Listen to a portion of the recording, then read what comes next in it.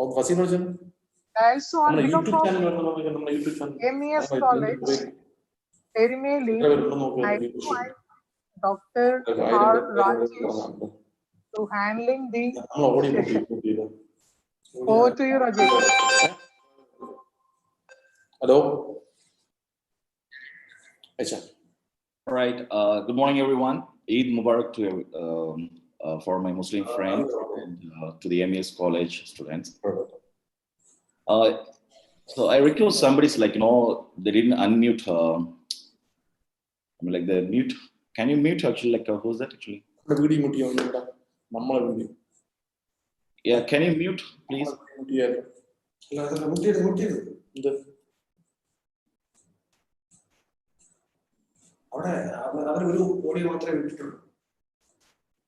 This video,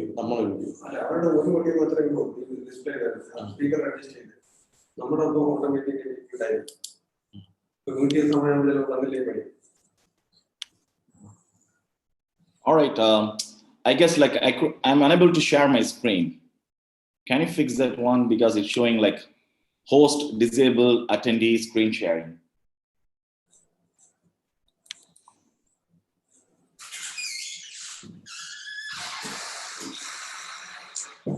Can you make me as a speaker so I can share my screen?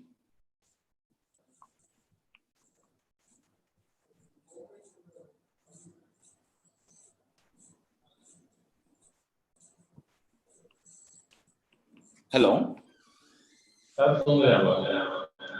I'm unable to share my screen. Definitely. We will check, sir. We will check. Yeah. So actually, like you can click on my name and you can make that as a speaker.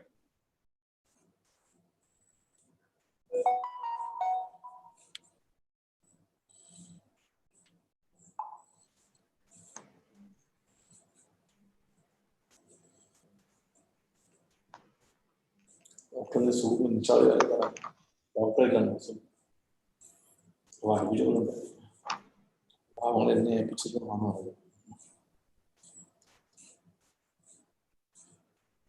ഈ സമയത്ത് video ഇല്ലായിരുന്നു നമ്മൾ പരസ്യം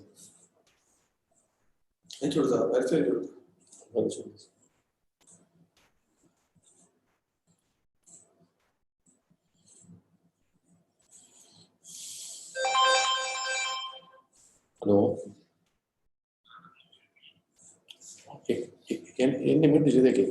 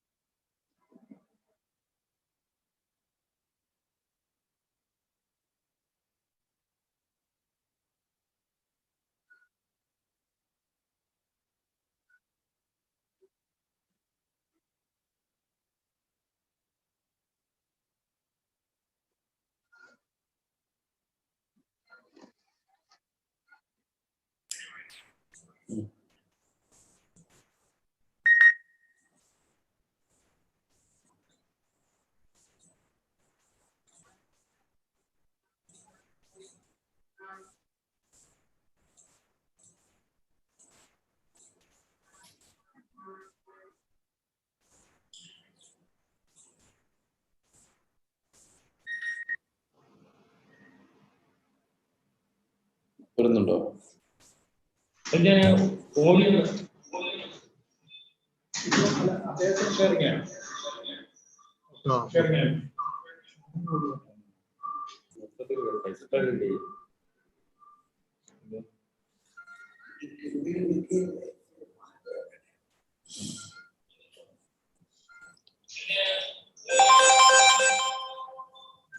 hello,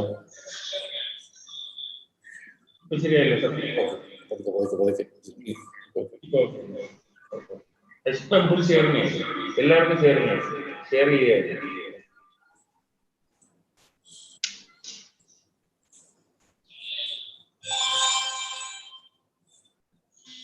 ഇതിന്റെ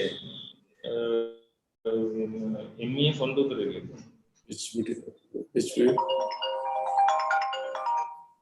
ഇപ്പൊ live വന്നിട്ടുണ്ടല്ലോ. Doctor ഇപ്പൊ വരും. ഡോക്ടർ അകത്ത് വരും. ഡോക്ടർ വേറെ സ്ഥലത്ത് നിൽക്കുന്നു. ഇപ്പൊ 2 മിനിറ്റ് ഡോക്ടർ ലൈവ് ആയിട്ട് വരും. ഡോക്ടർ ലൈനിൽ കിട്ടിയത് ഇനി കിട്ടി. ഡോക്ടർ കിട്ടി.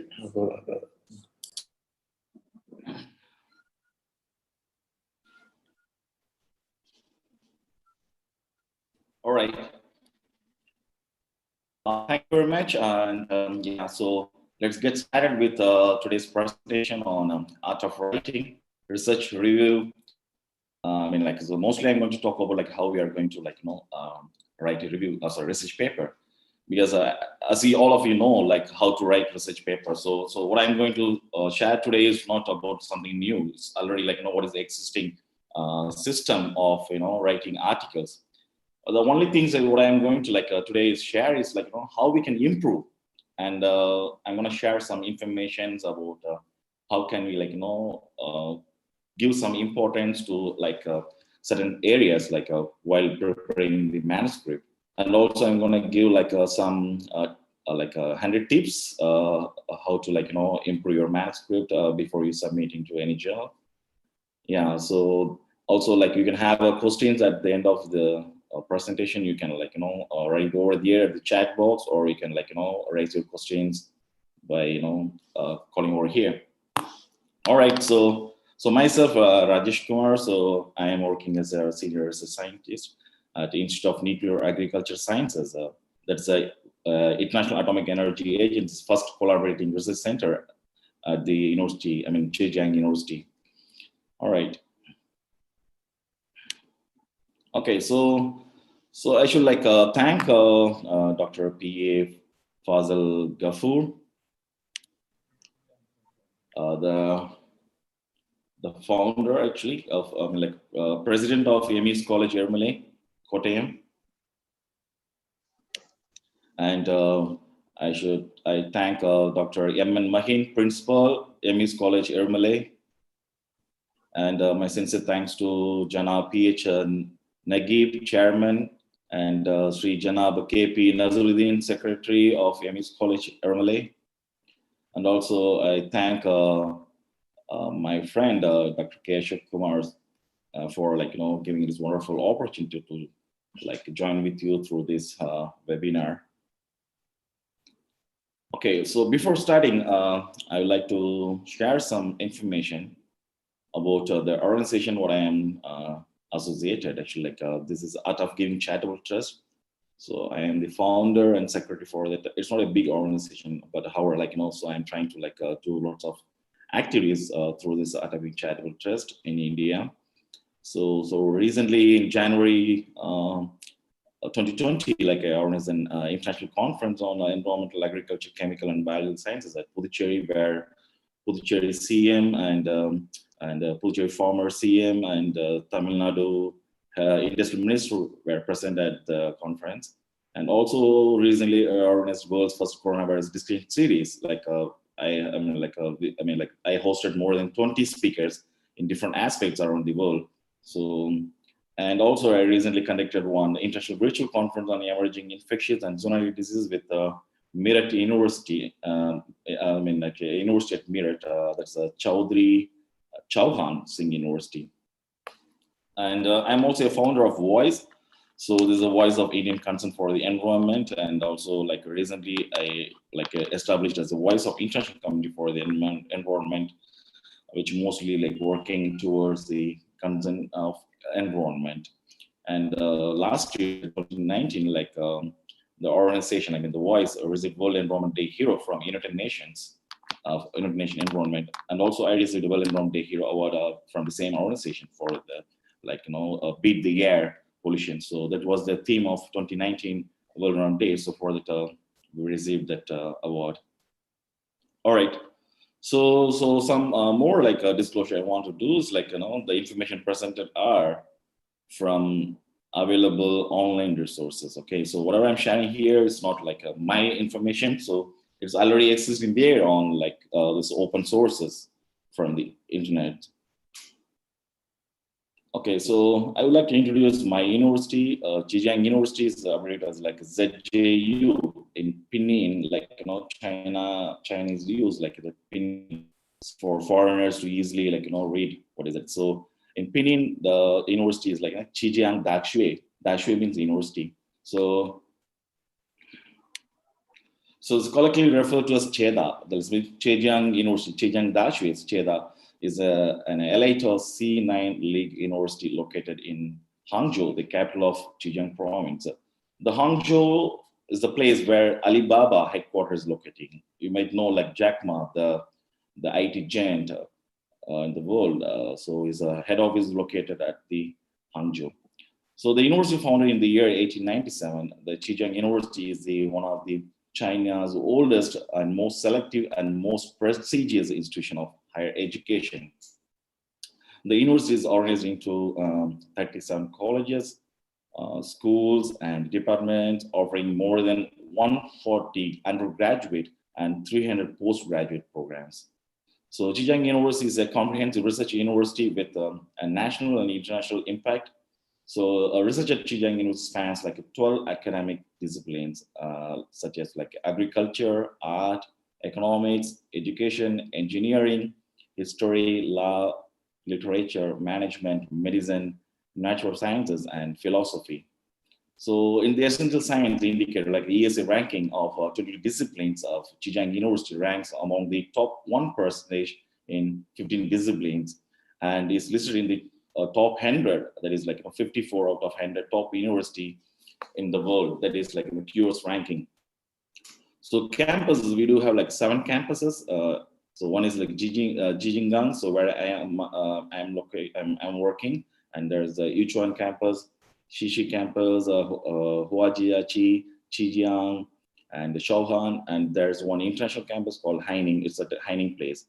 So all these places are campus locating places. And Zhejiang University encompasses an area of 5.9 square kilometers with school buildings covering 1.94 million square meters of floor space.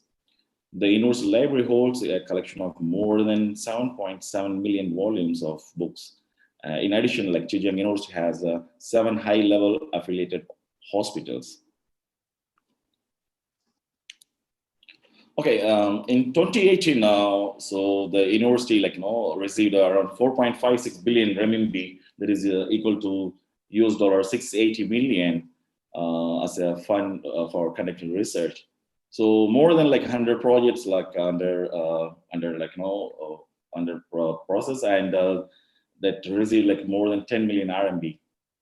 In 2018, 1,838 Chinese patents has been filed from our university, and 6,903 SCA papers has been published by the researchers from ZJU.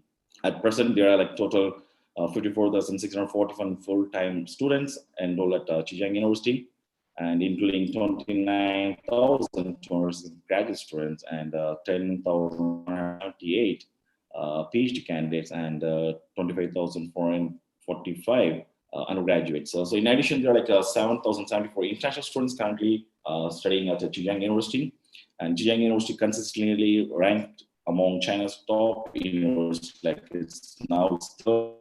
In 2019, it ranked 16th among the universities around the world by SCI Imago Institutions ranking. And the QS ranking, as I told you before, is like a ranking 54 out of 100. And if you want to know more about the university and for any opportunities to join Zhejiang University, you can go to this university, I mean, like the URL is right over there. So you can have a look and you can find some postdoc or master's program to join this university. Yeah. All right. So now let's go with our today's concept.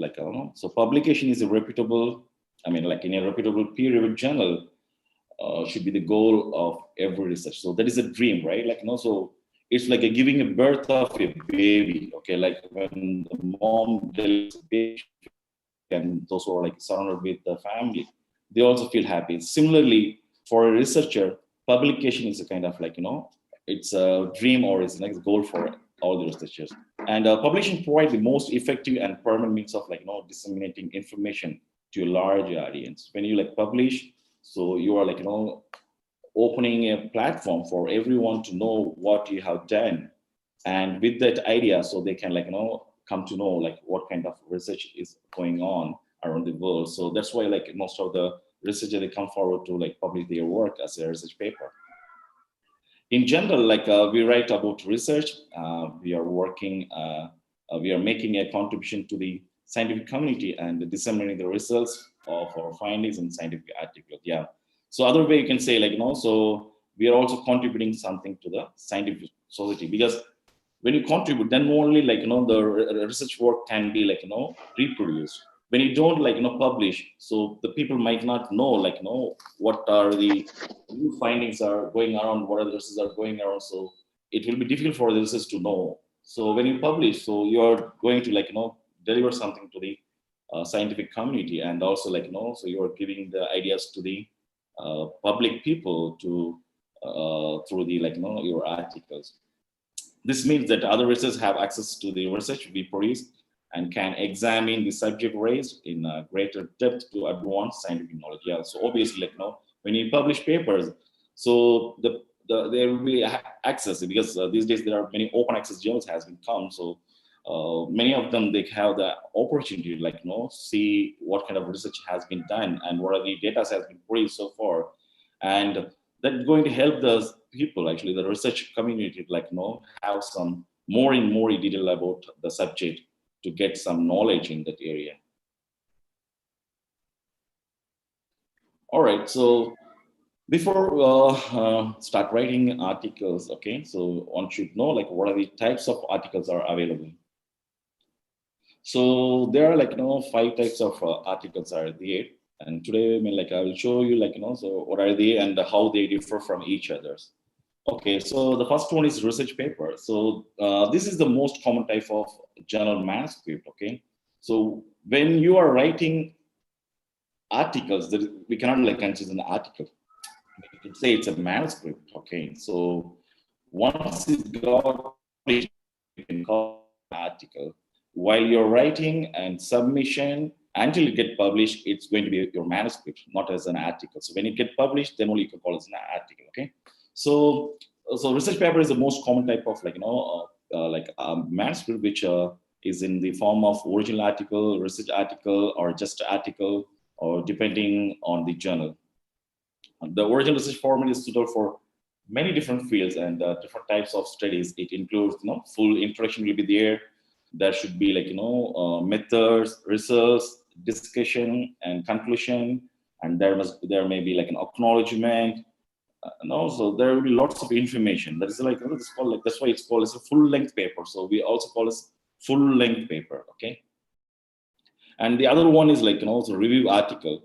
So review article it gives a very short information about certain topic, or whatever information that you're taking. So it should be written in a comprehensive way to make it as short and to make the people to know about that. So and a perspective on the state of the field and where it is heading. They are often written by leaders in a particular discipline after an invitation from the editors of the journal. So mostly in that way, actually, when a nature or science kind of journals, they used to get review articles from the experts. Okay, so the person in their field used to get invitation from the a very big journals like NEJM, Nature, Science, or like other journals. They used to send invitation to the person to write a review about their research, what they are doing. So reviews are often widely read, actually. So, for example, by research looking for a full interaction in your field, and this highly cited.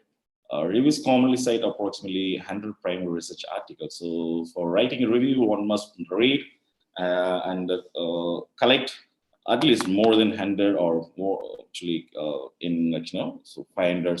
So that will be more important for us to start with the review articles, or it's so you are going to miss some information to when you're perusing as a review manuscript. And yeah, so short communication. Okay, this is a similar to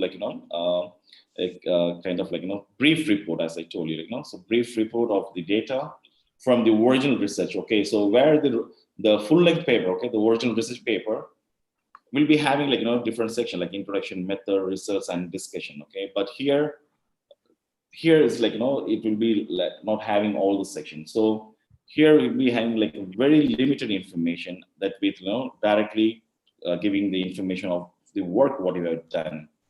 So yeah, so they're really short. The format is useful for scientists with results that are time sensitive. For example, those in highly competitive and quickly changing disciplines.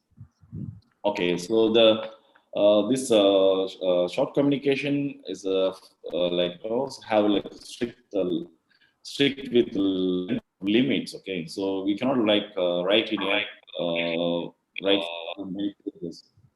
So some external details may not be published until the authors write a full original research manuscripts. Okay, so when you publish a short communication, you are not going to give all those information. So when you are going to publish as a full length paper or original research manuscript, there you are going to give all those informations.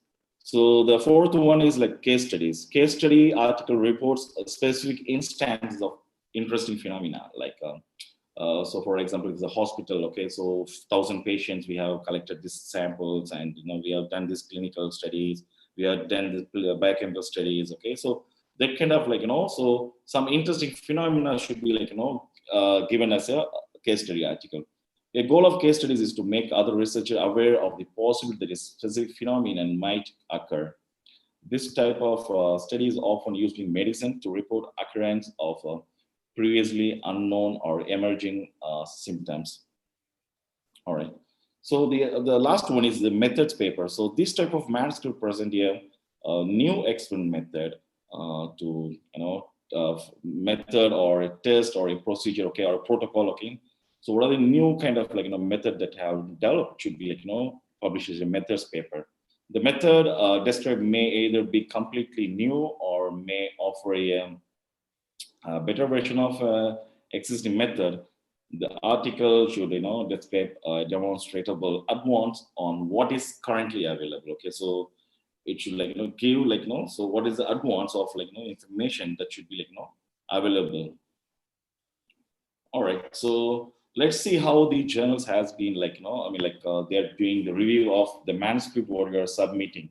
So after submission, the author the journal they will look actually whether the journal the article, okay, so or fit into the journal. Okay, so if yes, they will send it to editors initial evaluation of paper. Okay, so if your article, your manuscript does not fit into journal, probably the editor will inform to the author that is they will say no, it's because your manuscript is not fit into the journal criteria or the or the theme or the concept of the journal.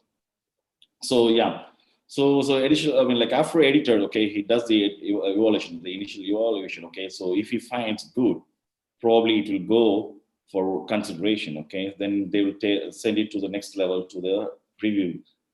And if it's not having any kind of novelty or the editor feels it's not good, so they will reject and they will inform the author. Okay, so yeah, so once you the editor feels that your article is good, then they will send it to the experts and the experts will now review the manuscript. After they review the manuscript, they give the reports to the editor again, and then the editor will revert back again to the author.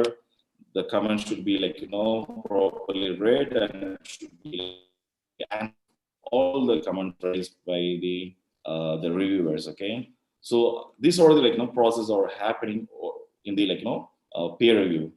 So after if there's any revision record, then they will intimate us you need to do the revisions. So we need to carry out the revisions, or sometimes after the reviewer says this manuscript is not fit into this journal, probably they will reject, or sometimes they accept. Okay, so it depends upon what kind of article that we have prepared. That's more important. Okay, so these are some types of review types which done by most of the journals. Okay, the first one is single blind review.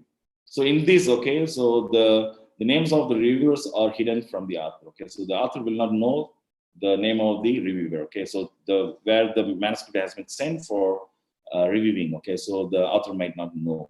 That is called single blind.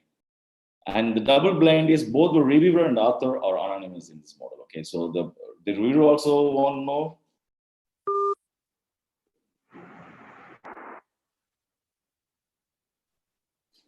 Yeah, so both the reviewer and the author maybe so they don't know each other's. Okay, so that is double blind. And the triple blind review is the reviewers anonymous. Okay, and the author's identity is unknown for both the reviewers and to the editors. Okay, so the author will not be though they will not mention so who are the authors to the editors as well as to the reviewers. So this is called triple blind review. And there's open review. Open review is an umbrella for many different models aiming at a greater transparency during and after the peer review process. The most common definition of open review is when both the reviewer and author are known to each other during the peer review process. Okay, so this is the reviewer also know who is the author, and author also know who is the reviewer. So this is called open review.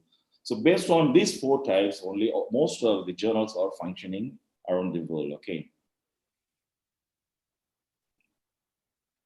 So why write and publish paper? Okay, so this is the most important thing. Okay, so if you're thinking about writing a science paper for peer review and publication, so one might ask what are the steps should be followed. Okay, so ideally you have thought about possibility of writing and publishing in your research project because some yearly planning can help you to avoid problems. Okay, so you should not rush and quickly. So you need to plan accordingly. So once you're doing the experiment, meanwhile you need to start writing the medicine methods. So it will be helpful for anyone to complete the manuscript in the time schedule. Yeah, so you should ask yourself about your so what is the motivation behind you to writing that article? That is also more important thing. Writing a paper and getting it published in a peer-reviewed journal is really hard work, and yeah, even after the hard work that led to publishable results. So it's not that easy to publish a paper actually. Yeah, so it's really hard to publish in peer-reviewed journals, and it takes these days it takes more than 6 months for a review. I mean, to get the comments from the reviewers. Sometimes the rejection comes after 6 months from the editor. So it hardly takes 1 year to get published in peer-reviewed journals. Yeah, most of my papers also yeah, so it's 6 months, sometimes 3 months, sometimes 1 month. It depends upon the quality of article that you are submitting.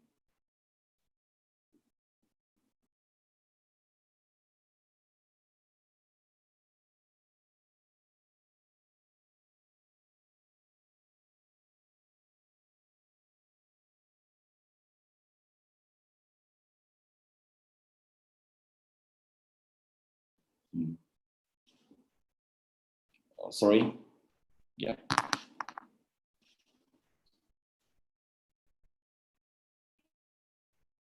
Yeah. So I was writing a paper. Okay. So yeah. So why do people do it? Okay. Because what motivates the author to go through the writing process? and then the peer review process in order to publish their work. There are two kinds of motivation can be the reason actually. One is altruism, and another one is self-interest. And most authors have some combination of both. So yeah, so let's see what is altruism. Altruism is kind of peer-reviewed science publication are the predominant method today for disseminating describing and archiving scientific advances, I could say books, conference presentation, and the university teaching or other common ways. Science grows and advances through a communal collection of knowledge that is constantly being challenged, revised, and expanded. Most scientists, have a strong desire to contribute to the advancement of their field, which is often their primary reason for becoming a scientist or a researcher. Okay, so publication is usually the most straightforward way to make such contribution, and it does making somebody to give motivation to the research community. So the other one is self-interest. Yeah, so publishing can also bring some tangible to an author, tangible benefits. Yeah, thus providing self-interest motivation for writing and publishing a paper. And publishing may be required for career advancement. So mostly so we publish papers for career advancement, because when you publish papers, then only you can go for so promotion. So they provide you promotion or they give salary increment. So yeah, so it's frequently accompanied by direct or indirect monetary rewards. So the familiar publish or perish paradigm in academia adds proverbial stick to the carrot of career advancement, publish or perish. Okay, so this is a really interesting one. And yeah, but even without this obvious professional motivation, almost all human beings crave recognition for their efforts. Okay, so let's see in the academic world, so it's an economic world. Okay, system that promote greater disparity, is in wealth, contribute to unbalanced selfishness. Yeah. So a winner always take, winner take all tournament. Okay, it's because where only the researchers with the top rated papers. Okay, so when you have top rated papers, can be get chances of good job, and yeah, so and also the tenure based work, or more grants, and also students to work for their research. Okay, so these are the reasons. Okay, so want to publish their paper. Okay, so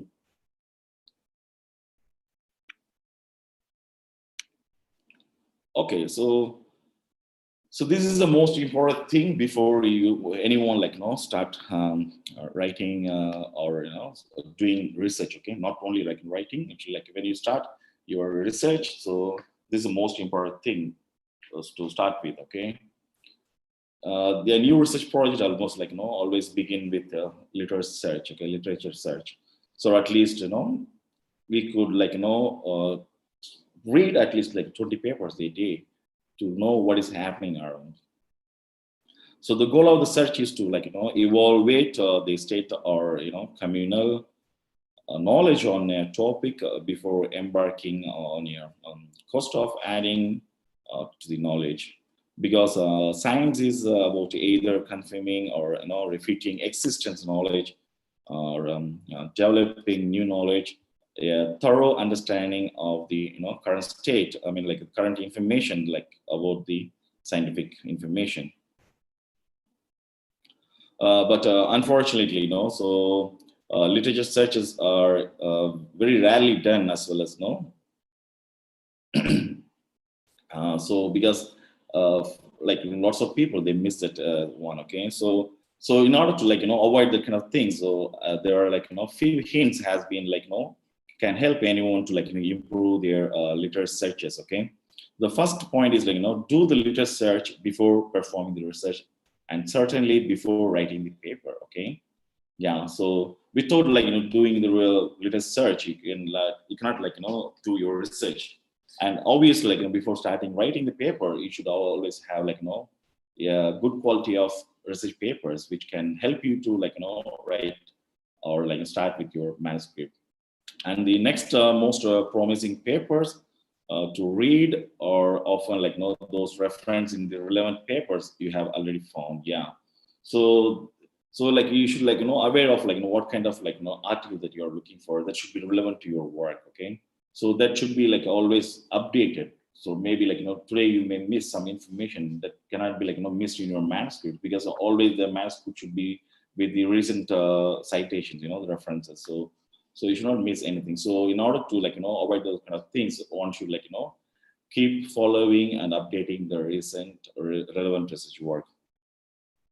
And looking fields outside your discipline. Okay, so yeah, so, like, you can give, like, different keywords. Okay, so put different keywords, and you can try to, like, compare what are the, like, other kind of, like, similar kind of work or other kind of work has been done. Okay, that is going to help somebody to, like, read something out of their discipline. Okay.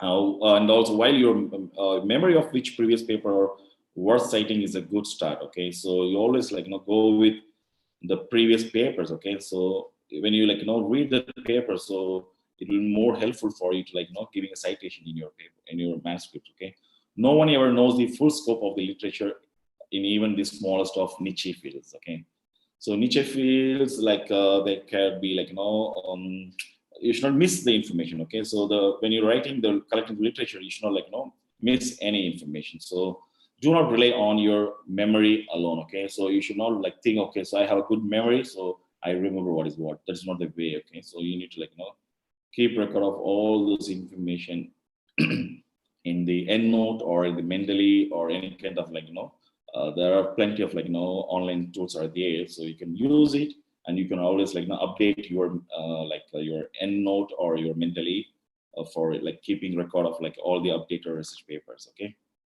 Okay, so when finishing up the manuscript, okay, look for recent publication on the subject. Okay, often other researchers are working on similar topics may have published papers that should be, like, read to ensure that your manuscript latest research knowledge in the field. Okay, because what happens sometimes, like, you may think, okay, you will be submitting the manuscript now. Okay, so in the morning, you should, like, before you submit the manuscript, you give a search, okay, with the keywords. Probably, like, a similar kind of work would have been, like, published in the morning. So, sir, sir, sorry for the inconvenience, sir. Yeah. Audible. Sir, we are honoring our state president, Dr. Fasil Kapoor, sir, with us for some give us some special message to our webinar series. He is there. Also, he inaugurate this webinar series. So, sir, please, can you give me 5 minutes?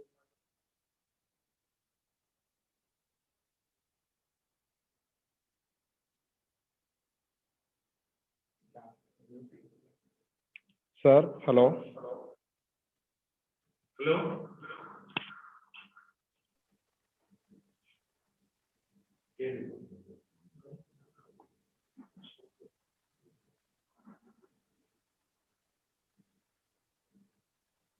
Yes, sir. Can you hear me?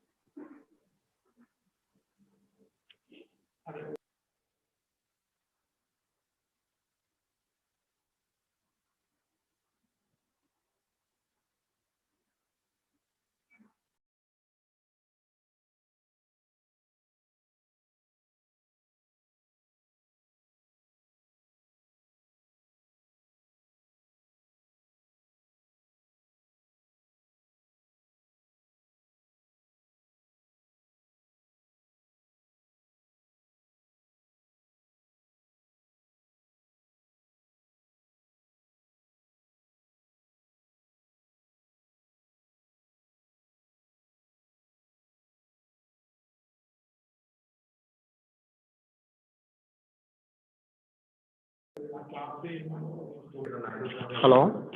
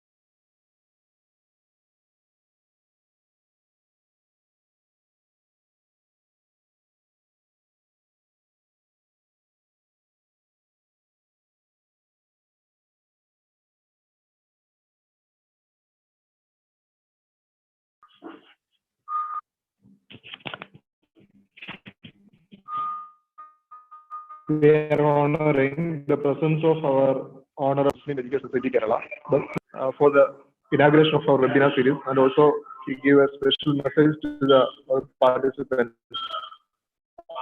So I welcome Dr. Fasil Ghafoor, sir. We have some inconvenience due to hosting. So kindly wait there.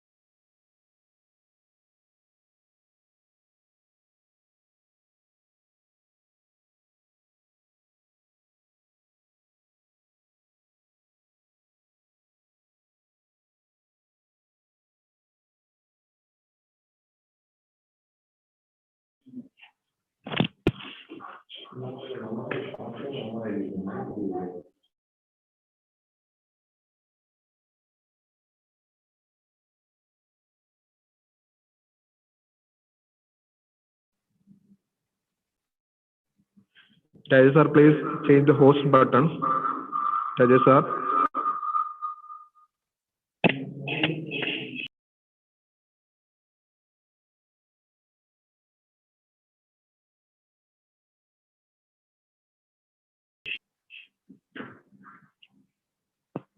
Top of the screen.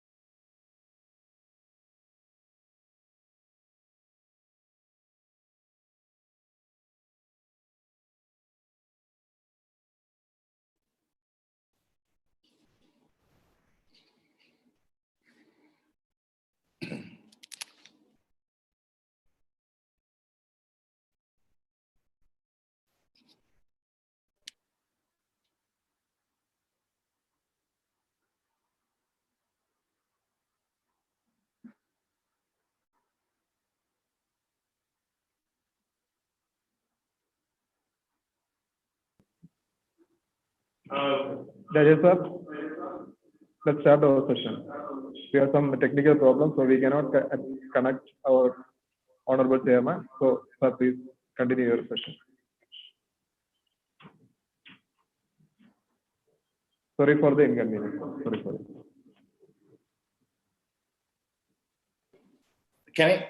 May I continue? Yes, you can continue. Sorry?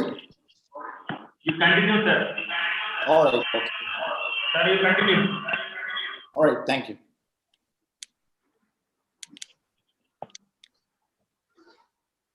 All right.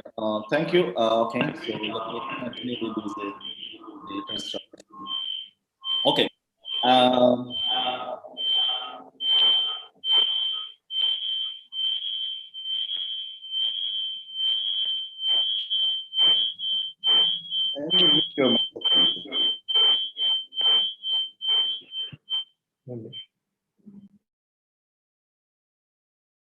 All right. Yeah. Sorry, actually, there was some interruption because the president of MES College I think he wants to give a speech, but unfortunately, he didn't join yet. So, okay, let me continue with this literature search. Okay. Okay. So, yeah. So this is what about literature search, okay? Because without doing literature search, okay, literature search is more important, and also you should find a proper literature for your work. Give proper keywords to find out what kind of information that you are digging from the database, because a Google or PubMed or any kind of WOS, okay. So anywhere, if you go and give proper keywords, you can get proper article for you to read.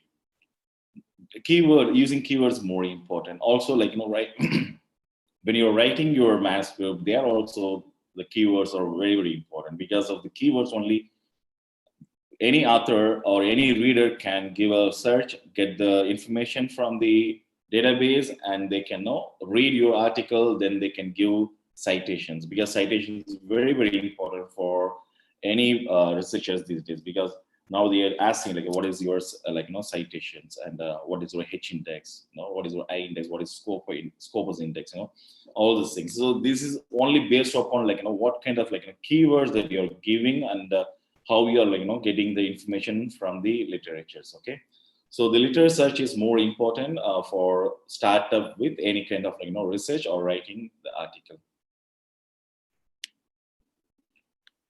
Okay, so let's see what is the first step of writing a research paper. Okay, so yeah.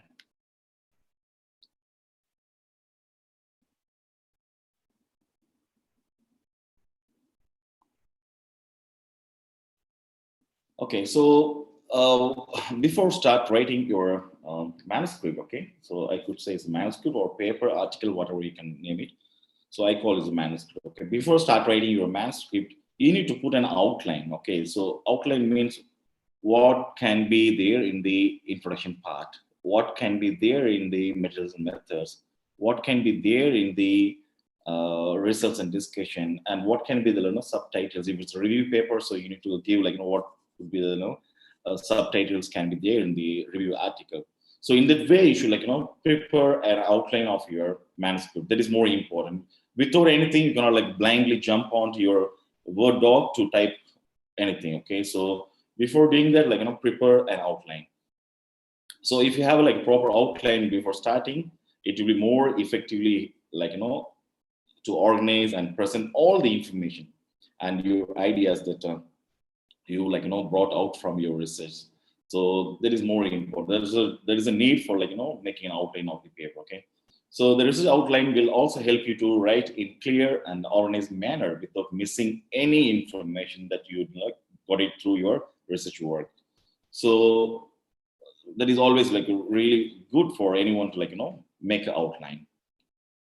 So what are the information should be there? Okay. So when you make your outline, okay, first organize the thoughts. Okay, write all the information and what is the novelty of your work and what are the facts involved, hypotheses involved. Okay, so those are the information should be there when you're making an outline of your manuscript. Okay, And also the information flow. Okay, so information flow, it should be like a cascade. Okay, it should like start with the basic and then slowly it should be like story writing. Okay, so there was a village. In the village there was one person. He was having an axe, and he used the axe for cutting the trees. When he was cutting the trees, there were monkeys. Okay, so it should be like the storytelling. It should be like a storytelling. It should be like a cascade. So when you have the information flow in that way, so it will be increase more audiences to read your article, and also cite your article when they write their manuscripts. Okay, so the information flow is should be a cascade, is more important. Okay, and include everything. Okay, so what are the information that you're having, include it, don't miss any data. Okay, so this, when you make the outline, okay, so these are things that is going to help you. Okay, and the most important part of your manuscript is the structure. Okay, that is IMRAD. Okay, so what is IMRAD? So let's see what is IMRAD. So IMRAD is so it's all manuscripts. Okay, so it comes with an introduction. Okay, and also comes with methods, and it comes with results and discussion, and finally after discussion there will be a conclusion. So this is a basic structure of any kind of manuscript. All right.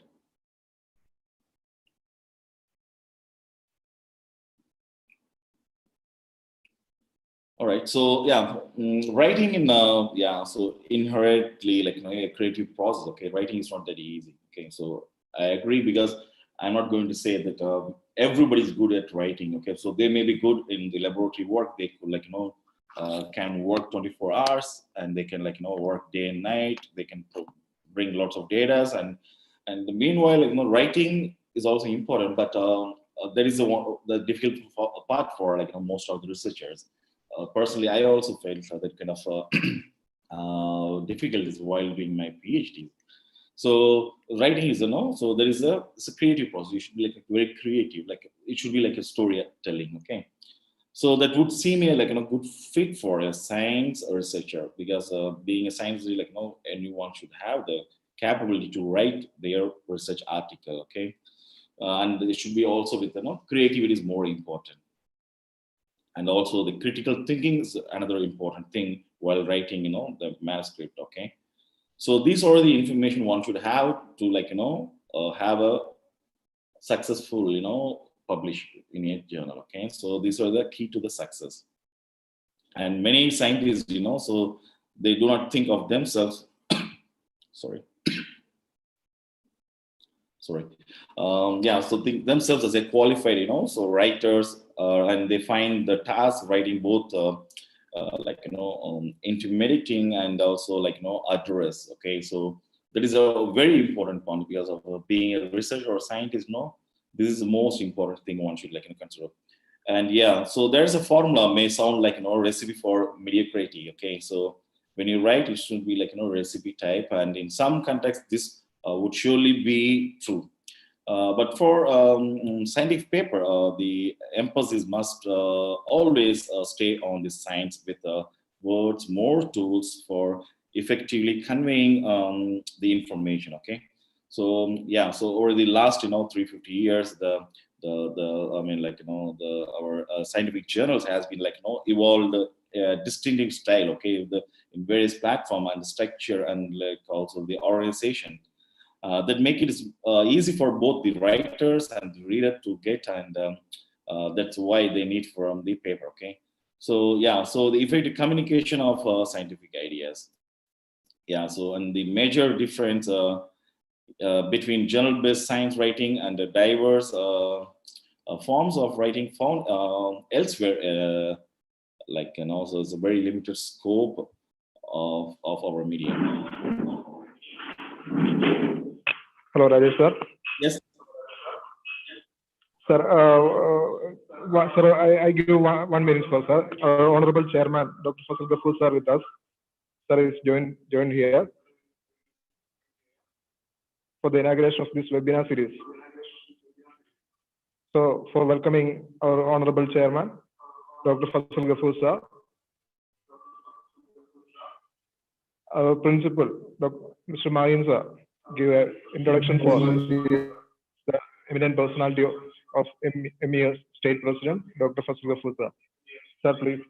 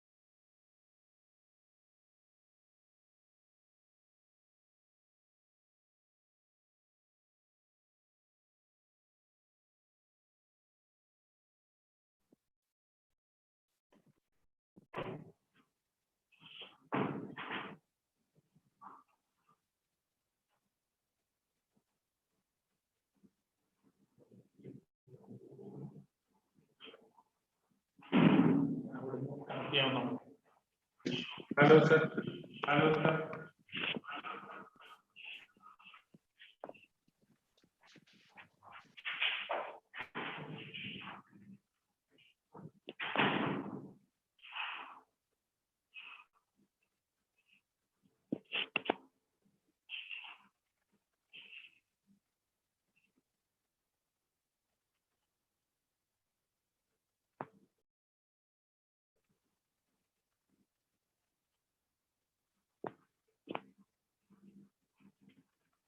Radio mute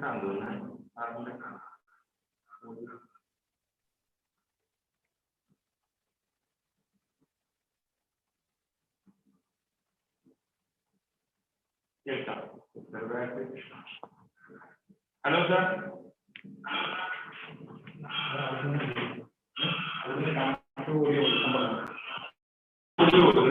Connect to audio.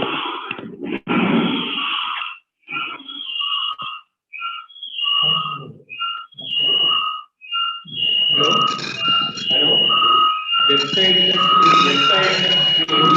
connect to audio.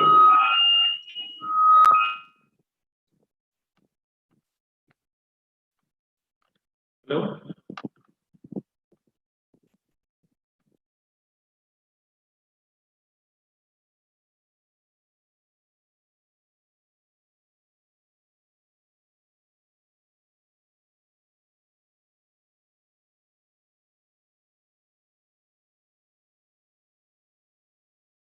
Hello, audio connect.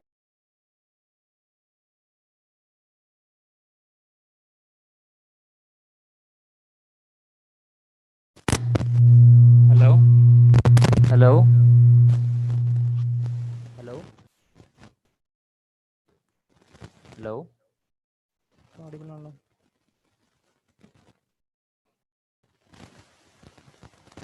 Hello? Are we audible?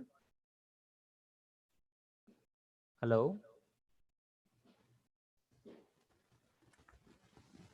Yes, sir. Hello. Audible ആണോ? Hello. So you're Are audible, we sir? audible? Yes, sir. Yes, sir. Yes, sir. Okay.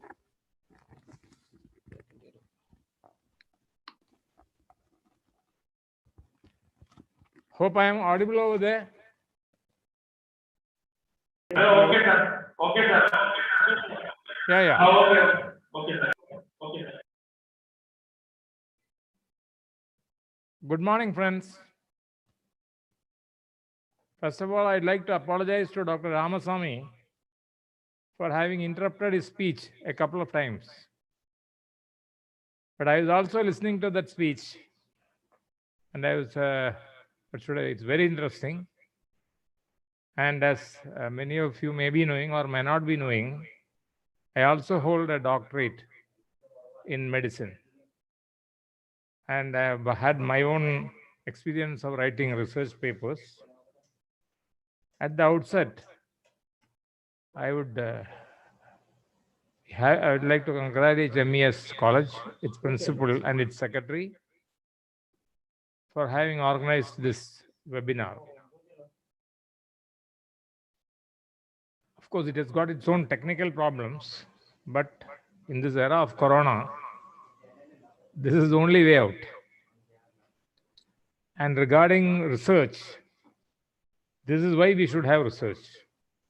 See, now we have the problem of this coronavirus, and we are nowhere. So we don't know how to investigate. And I'll give you examples, then you will know that. We don't know the treatment, and we don't know the precautions also. Give you an example. First, they said that you should not wear masks. You need not wear masks. Nowadays, they are saying that masks are compulsory. Second thing they said is that this drug chloroquine is effective. Now they are having thought, they are rethinking about it. Third, they are speaking about a rapid test from the serum, from the blood. Now they are saying it's all faulty, and they send back the kits. Fourth, they are speaking about travel in the aircraft. First, they were saying there should be safe distancing. Now they are saying that the air conditioning mechanism will filter off. It has got a HEPA virus filter, it seems. HEPA filter, which will filter off the virus. All these are in the realms of conjecture. Now, in the treatment, in the investigation, they said that you can have pooled therapy. That means you take the swab of 5 people, put it together, and if it is negative, all 5 are negative. If you get one positive, if you get it positive, that means 1 out of 5 is positive, and then you can check. All these are all just conjecture. Similarly, they have got something which is called convalescent plasma therapy, whereby you take the plasma of people who have already been infected and probably who are having antibodies, and then you use it. Now, that also has fallen into disrepute. So the antibody tests have fallen into disrepute. The mechanisms have fallen into disrepute. The treatment has fallen into disrepute. Why? That is where we require research. That is what Dr. Ramaswamy was saying. That you should have RCT, randomized control trials. You can't get all these things through short communications. You can't just say, or there is, what do you say, that this is anecdotal. We have something called anecdotal papers. See, a senior doctor will say that I have treated 1,000 patients having pulmonary tuberculosis by giving them lemon juice, and they all improved. That doesn't work. So anecdotes don't work. Short communications don't work. So basically, statistically significant RCTs are important. That will take time. So that is where we stand as far as the corona. So coronavirus and virology, it requires a lot of research. And the virus, as you know, undergoes change. It undergoes mutation. And some of these viruses are very lethal also. The virus in Italy and the virus in New York is not the virus which we have in Kerala. So that means more research will have to be done on that. So this is why we have research. That is, and you can't have just research, you can't pull out research from your hat and say, here I have the solution. No. That is where there is a question of plagiarism. Now, this is very troublesome. I'll give you an example. I have this funny habit of presenting papers in various disciplines, including arts, history, language, Urdu, law, so many things. Now, I can publish papers in many of these things. I have published papers and attended international conferences and all. And I have not at all been happy about the standard of the presentations. What we have found is that many of these seminars, international seminars, or even UGC approved seminars, they are a sham. What they do is that they just collect money from each person. And internationally, internationally it is a scandal. Here it's only a sham, there it's a scandal. They just collect from papers and then they say 3 minutes each for a paper. How can you finish a paper within 3 minutes? Then you have 100 people presenting papers, and most of these papers are substandard. So, as you said, what is a paper? As Dr. Ramaswamy rightly said, you publish it in the peer-reviewed journal of international standard. Because we have umpteen journals nowadays. We have journals on the web, we have journals, we have people also who are there ready. We have people who are ready to write papers for you for a consideration. That is also nowadays what that is also happening. However, there are anti-plagiarism engines are there in the internet, and they are becoming more and more efficient. So I think Dr. Ramaswamy will be further elucidating on that matter also. So anti-plagiarism papers, for example, you just take a sentence out of a paper and then put it into that, and you get the similar sentence you are getting in half a dozen other papers. So nowadays what is happening, paper publishing has become very important because promotions as far as the UGC depend on the papers also. So for example, for an assistant professor to become an associate professor, you have to have I'm speaking about the medical field, of course. It could be slightly different in other fields. You could have probably 2 papers published in peer-reviewed journals. And then to become a professor also, you have the same thing. So that this issue is that your promotion depends on that. Your salary also depends on that. So everything depends on that. So in the good old days, it was not like that. It is just you complete so many years, and then you become an associate professor. You complete so many years, and then you become an associate professor. Those days are gone. So you have to publish papers. Now, the publishing papers in the Indian context also is very important because most of our issues are entirely different. As I told you before, the virus here appears to be different. Similarly, for your information, more people have died in India in 2 districts of Uttar Pradesh, that is Gorakhpur in and around. More than 6,000 children have died of Jab B encephalitis. While here we are going into lockdown after lockdown after lockdown in fear of a illness which is probably leaving 2% of the public dead, and that too the elderly. 40 lakh people die every year out of pulmonary tuberculosis. So I don't know why we are so much bothered about this virus. Not that I am saying I belong. I am also a member of the government's committee on this COVID. So what I would like to say is that the importance of research is now on the what should I say, on the tips of everybody's tongue, because everybody is reading newspapers. They are speaking again also about various acyclovir like drugs. They're speaking about pooled convalescent, pooled investigations, convalescent therapy, that thing, this thing, and also the common man is now more aware of these things. Hence, such meetings are very important. Such meetings are very important, and it is to impress the juniors that, see, the juniors should know one thing, that don't try to cook up things. Don't try to cook up things. You try to cook up things means probably tomorrow you are spoiling data. You understand? That, see, you just see, we have this habit of saying to do. Nowadays, they'll test 20 people and then say that they've tested 200 people. Those days are also over now, because tomorrow you send in a sample saying that I have tested 200 people. It would be possible for us to verify who those 200 people are. It's easy. It would be easy, because now we can locate people very easily, and then we could just put a question to that person: have you submitted to this test or not? So you can't cook up RCTs, or you can't cook up all those things like that. So we are entering into a new era whereby now all facts can be verified, data can be verified, and all. And the research has got its own importance in India. Finally, I would like to say this, because we have got now I am only speaking from the field of medicine, because I belong to that. And we have got our own data available with us. And that data cannot be interpolated with the data in the West, because both are different. That is why you have 1 lakh people dying in New York and hardly 5 people dying in Kerala. So that is data.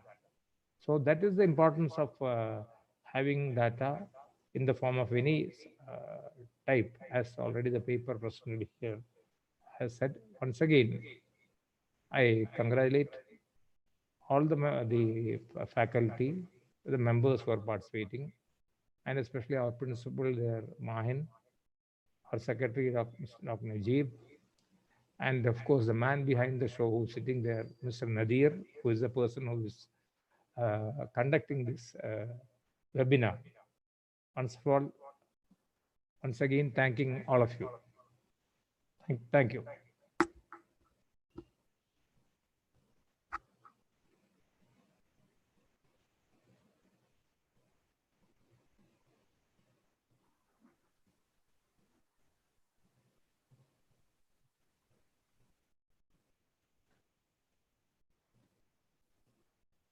May I stop now?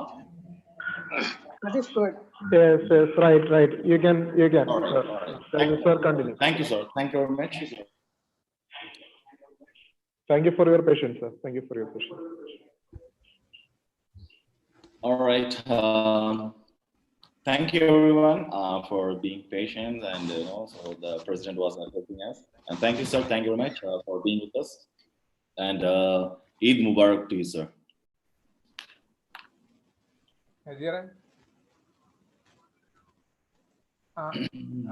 കുഴപ്പമില്ലല്ലോ. അപ്പൊ ഒന്നും അറിയില്ലെങ്കിൽ സംസാരിക്കാൻ പറ്റുന്ന മനസ്സിലായില്ലേ?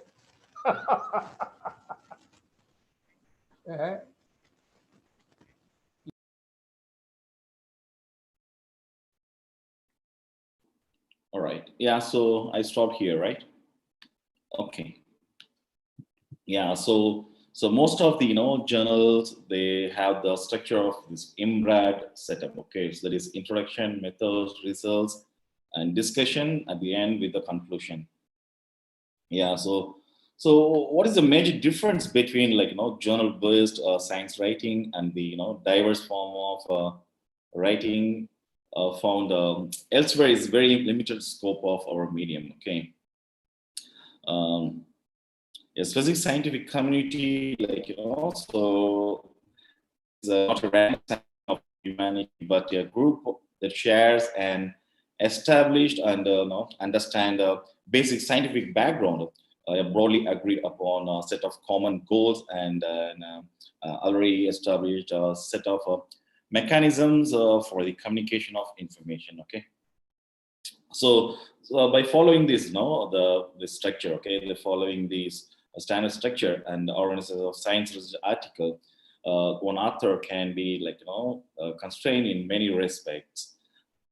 But these constraints free the author and the reader to focus on the content, which often results in better as a better paper. Okay. So the standard structure of any scientific paper have the similar kind of IMRAD formats. We call it the IMRAD format. Okay. So this format is so ubiquitous because often surprising to see a paper that significantly deviates from it. There are many variations on this theme, and the structure is meant to advance the goal of communication, never hinder it. And there are two main advantages, I should say. Okay. So I mean, of this IMRAD structure. Okay. So first one is it makes it easier for the writer to organize the content of the paper. Okay. So this is one of the advantage, I could say. And the another one is it makes easier for the reader to opportunistically find the information they want, actually they're looking for. So this is how the structure of a manuscript will look like. Okay. So all right. So yeah, let's move to the introduction. Okay, in standard rhetoric, okay, so the introduction section should answer mainly two questions. Okay, the first one is what and so what. So what is the paper about and why should the reader care? Okay, and the scientific journal paper is a specialized form of rhetoric, and so we use a more specialized format for our introduction.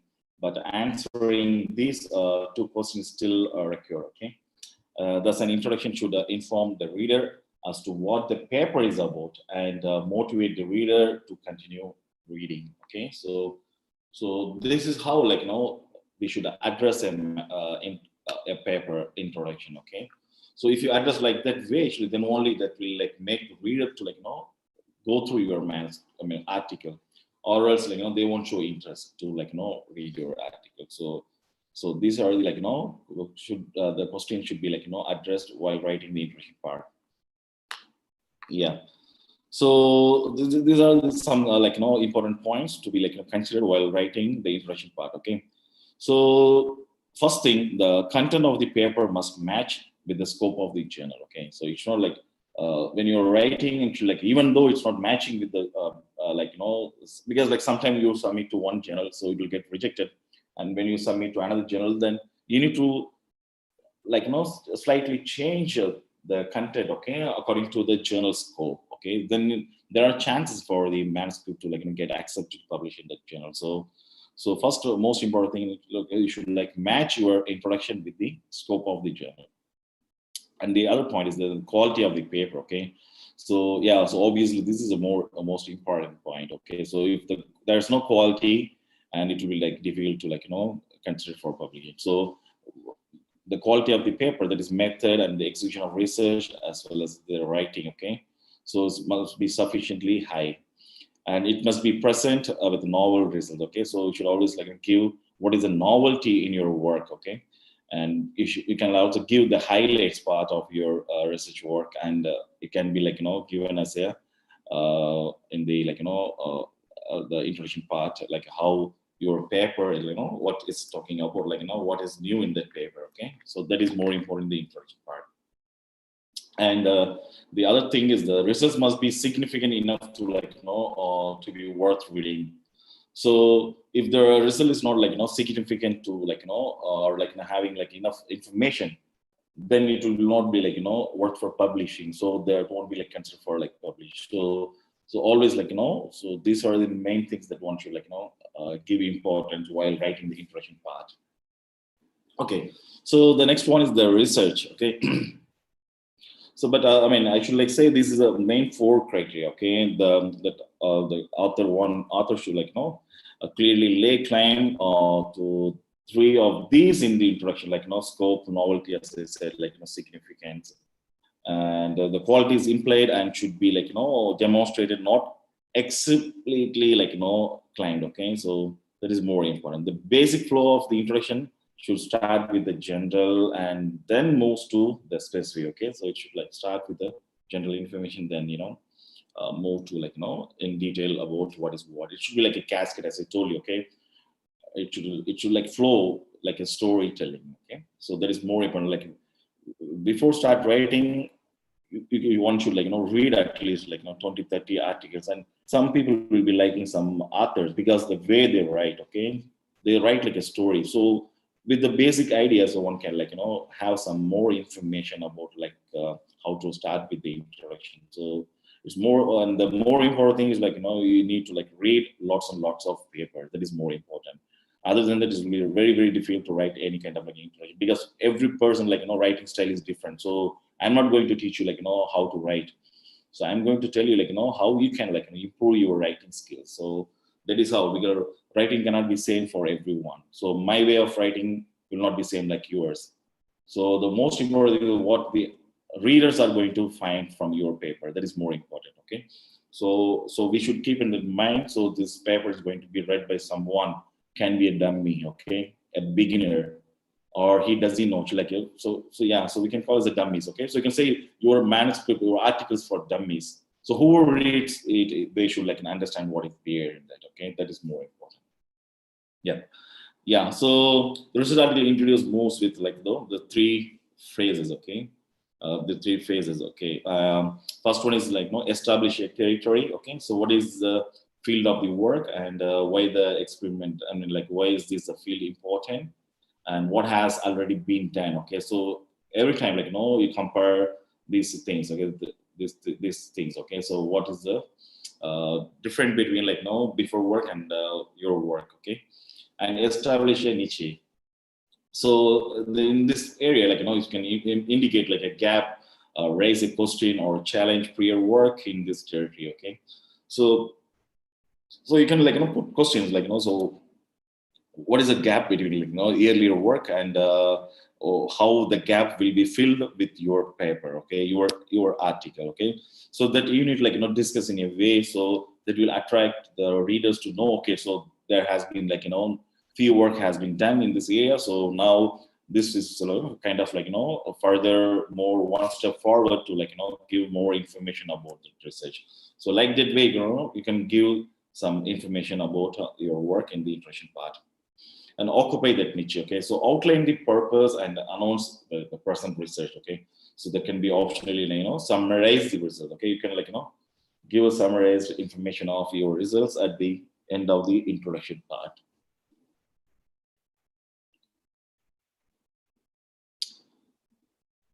And yeah, so and also I missed to say some here for so that's alternative formulation of these three parts, okay, of the introduction uses topic, okay, problem, a solution, or topic or observation, discovery, explanation, okay. Some articles finish the introduction by presenting an outline of the article. So the section headings themselves are more effective than creating a table of contents in prose form, because don't try it that way, okay. Yeah, some common pitfalls in writing an introduction include providing unnecessary background information, telling the readers what they already know or what they do not need to know, okay. So exaggerating the importance of the work or failing to make clear what research questions your paper is trying to answer. This is more important, as I told you, so these are the important things you should keep while writing your introduction part. Okay, let's move to the method, okay. So the method section, okay, sometimes called materials and method, okay. So this describes how the results were generated, okay. Yeah, so it should be sufficiently detailed so that an independent researcher, as I said, any dummies, okay, working in the same field, okay, maybe he's a beginner, so he also wants to know, so it should be the research sufficient to allow validation of the conclusions.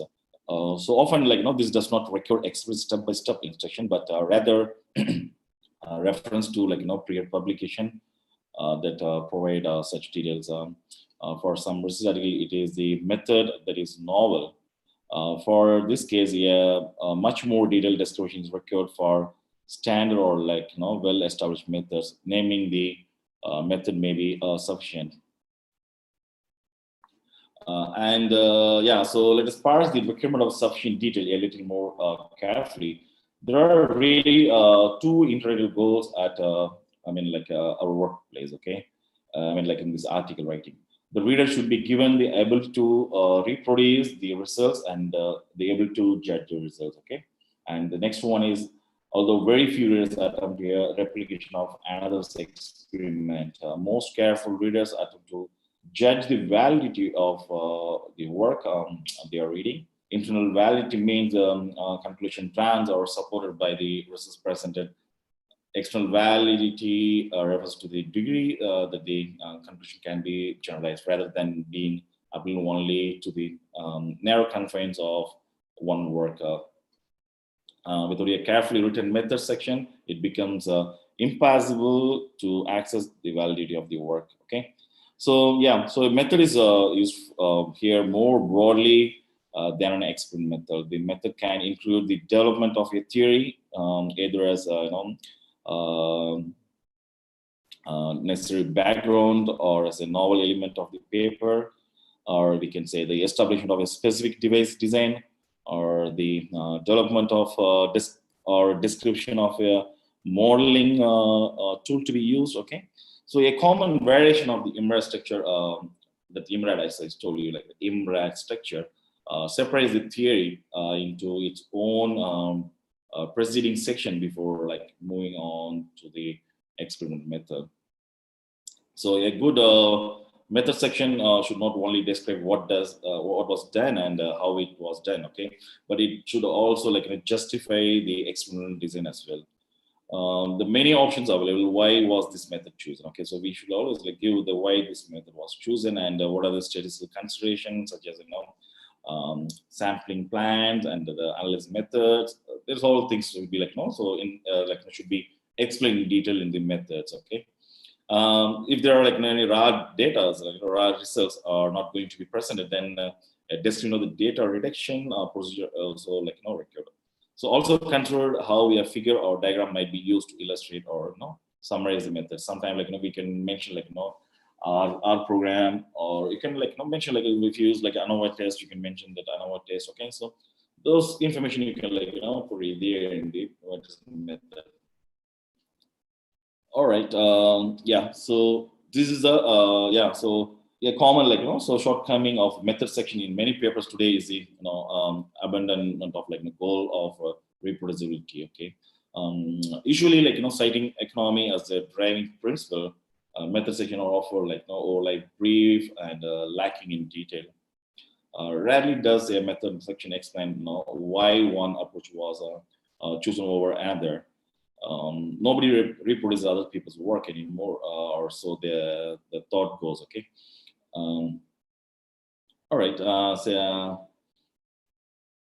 Okay. So other like we can say pitfalls like method section is like including the research in the method section, including extraneous details unnecessary to enable the reproducible of judge validity, or treating the method as a chronological history of like so what happened. Okay, so this is how like so your medicine method should be like made. Okay, so this is more important as well, because like the readers always like wants to know like what kind of like methodology has been adopted and what is the reason to adopt that kind of like methodology. That is also more important. And also like as I mentioned like what are the statistical methods that has been used, and what are the like formulas that has been used. So those information one can like put it there in the medicine sections. All right, so coming to the final one, the results and the discussion. Okay.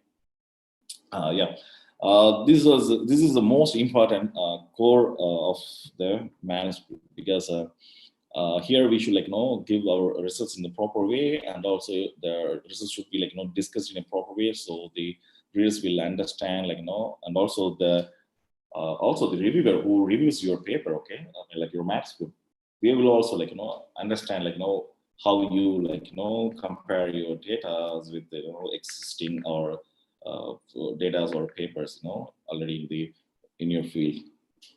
So the results of a paper, if included as its own section, should be very short. It is simply a presentation of the results obtained corresponding to the methods. Okay, that is like so where like we spoke like about the methods. Okay, organized to make them accessible to the reader.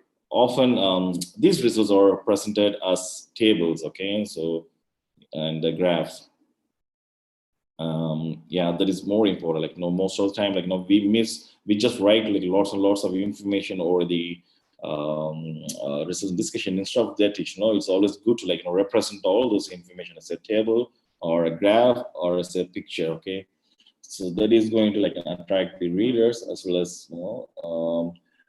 control the page limits of the manuscript, because some journals will have the page limits, also the word limit. So in order to like overcome that, like one can like represent their data as tables or graphs. Okay, well-crafted tables and figures require very little in terms of like supporting text in the body of the paper. So the results are usually combined with the discussion of them in the results and discussion section.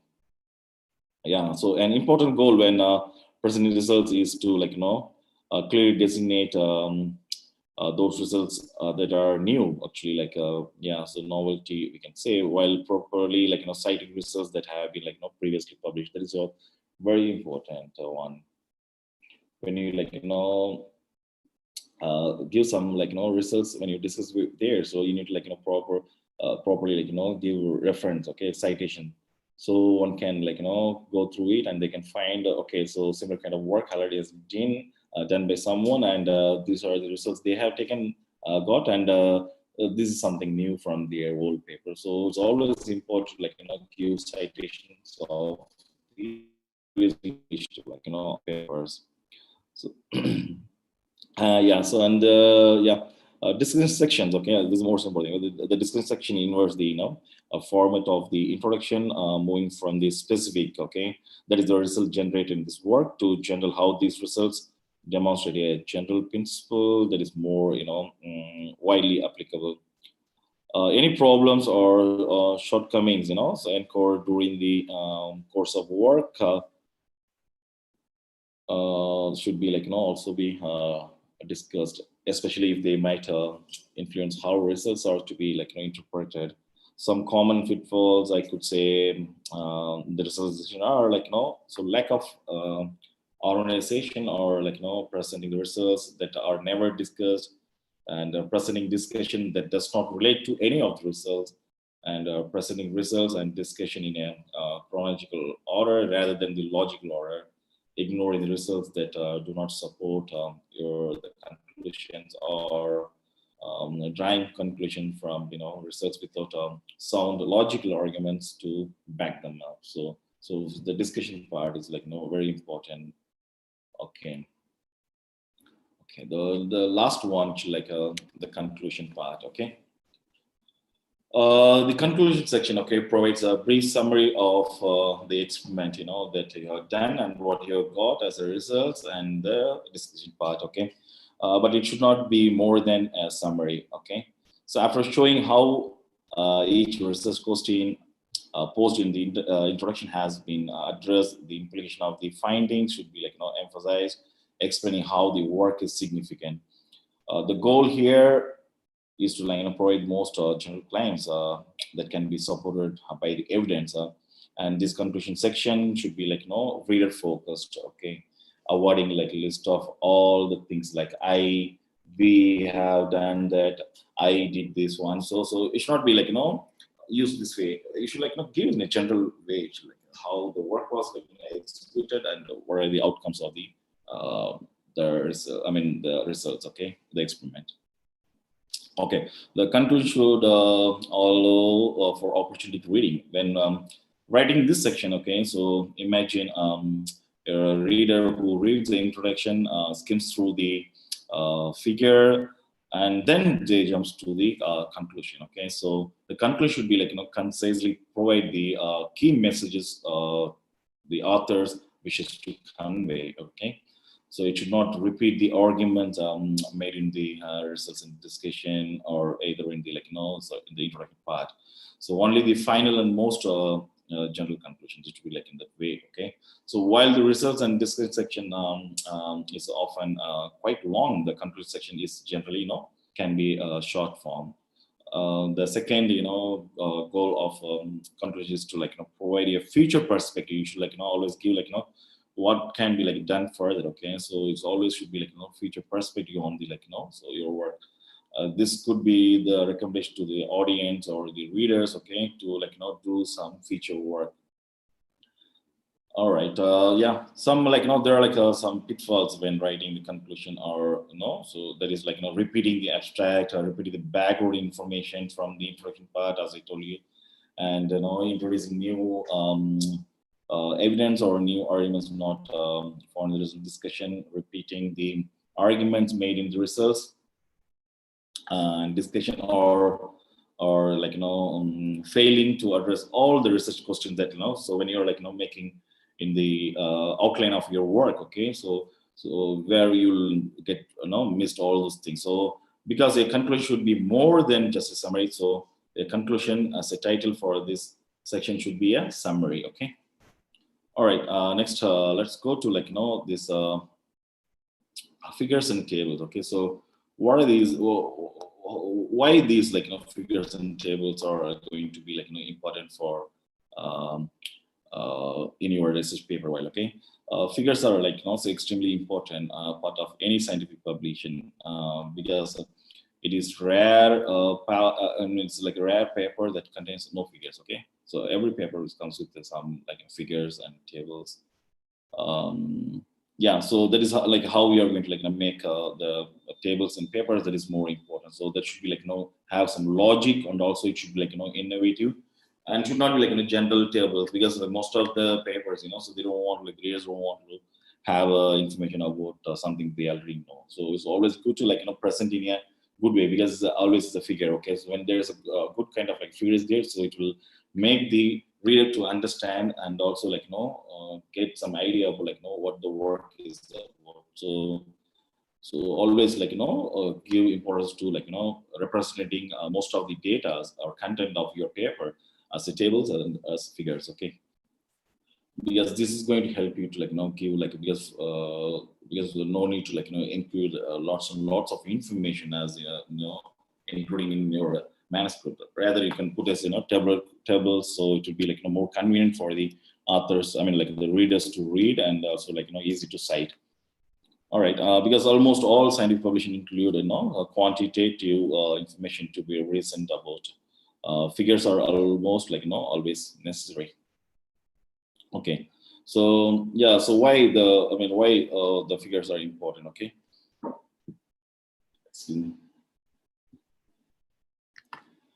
yeah, so but all forms of communication, graphs, yeah, so graphics can be used to explain and clarify, but also to confuse or deceive. So the first rule of graphics is a simple one. They must be help to reveal the truth. Just a disorganized writing often indicates a disorganized thinking, or a chart, your flow chart kind of information can, give the data information. Usually means the author, could not deviate the information from their presentation. All right, let's move to what the graph aims to do. Here are some of the important goals of using graphic for communication in a scientific publication. Okay, so why the graph? Okay, so important. Okay, so to document the data. Okay, so a graph is often the only place the data get published. Okay, so make a comparison. Okay, such as displaying trends. So one can compare from one with another. So it will be more easier for the reader to read. Okay, allow for inference of cause or an effect, and it tell a story, or at least be an integral part of the tale, and integrate with the text to enhance the overall communication of the paper. And yeah, so the first choice is designing a graphic as what data to present. So displays of evidence implicitly but powerfully define the scope of the relevant as presented data are selected from a larger pool of material. Like magicians, the chart makers reveal what they choose to reveal. Okay, thus this first choice is probably the most important, because it defines what the graph will and will not be about. Okay, so graphs should communicate the essence of the results from the paper and not get bogged down in detail. Okay, let's see what is the importance of the tables. Okay, so tables is also, as I mentioned earlier. Okay, the table is also important for MES, because tables present data directly and preferred over graphs when the exact numeral values of the data are needed. Still, tables often have a goal similar to that for figures, enabling comparisons. Okay, and when presenting data in two or more dimensions, the layout and the order of the table entries can make a huge difference in the ability of the reader. Okay, to make the proper comparison to see the important trends. It is easier for a reader to compare numbers arranged within a row than within a column. So it is also easy to compare numbers that are close to each other, preferably next to each other. So different journals have different format for tables. Okay, for example, many journals allow only horizontal lines in the table. So before submitting your manuscript, review the table formatting guidelines. So every journal has their own kind of instruction to the author. So if you have a plan or pre-planned journal looking for, you should always prepare your manuscript according to the journal. Okay, so don't write the article and submit to journals. First, look up what kind of journal that you're targeting, and prepare your manuscript according to the journal scope. Okay, yeah. So your table are into good in a preferred style may not work so well in the journal. So it's always want to decide what kind of table they are going to present in the manuscript. All right, the last and the most important part is the abstract and title, because yeah, so the abstract and title is going to be more important, because in the era of online searches and digital libraries, the importance of a good title and abstract of for a article is more and more important. Okay, so giving name for a child, how important. Similarly, giving title of the paper is also more important. Okay, yeah. So, but still, bad titles or poorly written abstracts are exceedingly common in scientific and technical literature. So, in this yeah, so we can think about how can we avoid bad naming of the articles. So probably from the earlier articles, as I told you earlier, okay, so you need to read more number of articles. Okay, then you find out what would be the ideal title for your manuscript. Obviously, your manuscript will be having the title from the data as what you generated, what the experiment that you have done. Okay, but still certain kind of information you can get it from the previous published articles. So, but it should not be get overlapped with their titles. The purpose of title and abstract is often described as selling the paper. Okay, so you should know how to marketing. Here you need to use the marketing skill. It's selling the information, and so you want to impress the because it's going to be the title, right? Because it's a title, so you should give a catchy or trendy or informative, so you can try in any way, either this way. Okay, so that's more important actually. Yeah, so let's see so what are the information should be there in the abstract part. Okay, so the abstract should be concise. Okay, and should have a background, what motivated you to do the experiment and what is the context. Okay, so the abstract should also have a aim, objectives, and so what kind of problem that you solve. Okay, that also you can put it there in the abstract. And also you can mention some basic information about what kind of methodology that you used, and also you can give so some materials that if it's some new materials that you use, you can inform. I mean, you can inform there in the article. Okay, and the other parts results and conclusion that so obviously. Okay, so what the background should have. Okay, so in the background you should one should give what issues led to this work. Okay, what made you to do this experiment. Okay, and what is the environment that makes this work interesting or important. Okay, so why this work is important.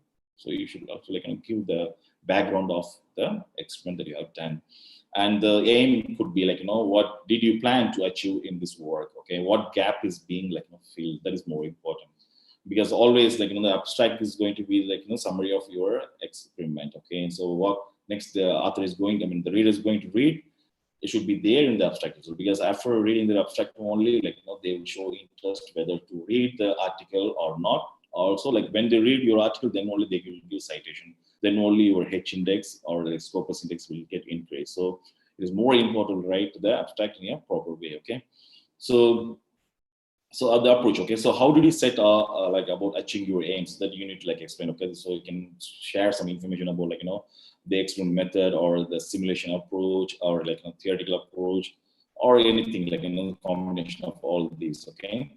And actually, you also should say what did you actually do. Okay, so that is also more important. Okay, in the results, actually, in the abstract, you can give some a few lines about what are the main results of this study. Okay, so you can say 90% of the drug shown 90% inhibition on these microorganisms. So, or the plant has been after adding this kind of gibberellin or things, so the plant has been the height has been increased, the crop yield has been increased, the fruit so you can give the kind of the percentage, okay, the numbers you can put, okay.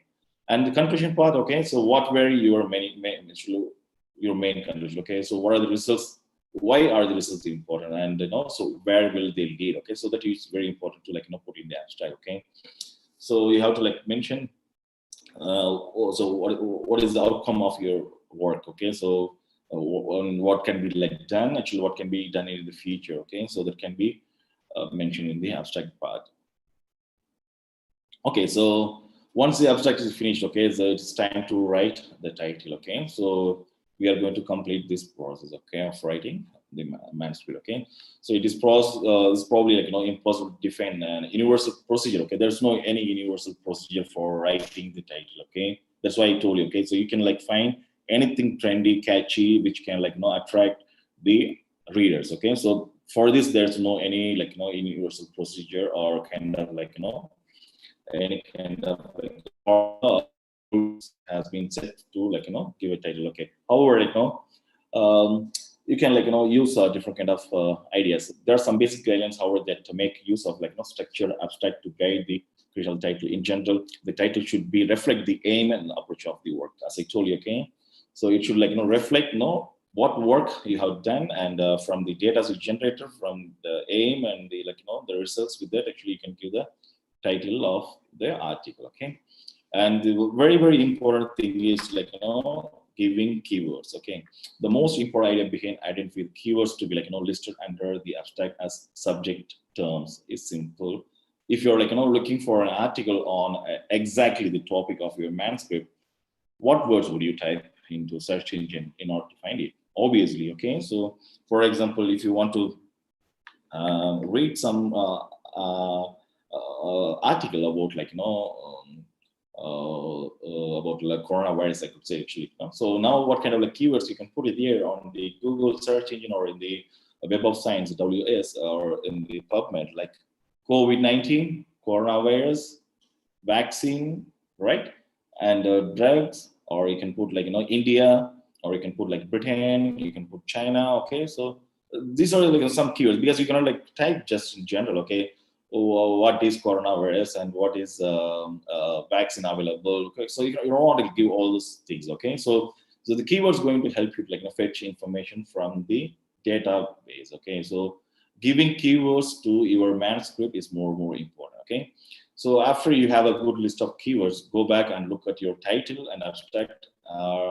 Are these keywords found in the title and abstract? If not, someone searching for your article may easily miss it. So it's more important, okay? So if you want somebody to miss your manuscript to not read, article not to read, then you'll be not getting your citations. And if you're not getting citation, your H index will not get more. So if your H index is very low, you will not get highly paid, okay? So this everything is interconnected. So most important thing is also giving the appropriate keywords for your manuscript, okay?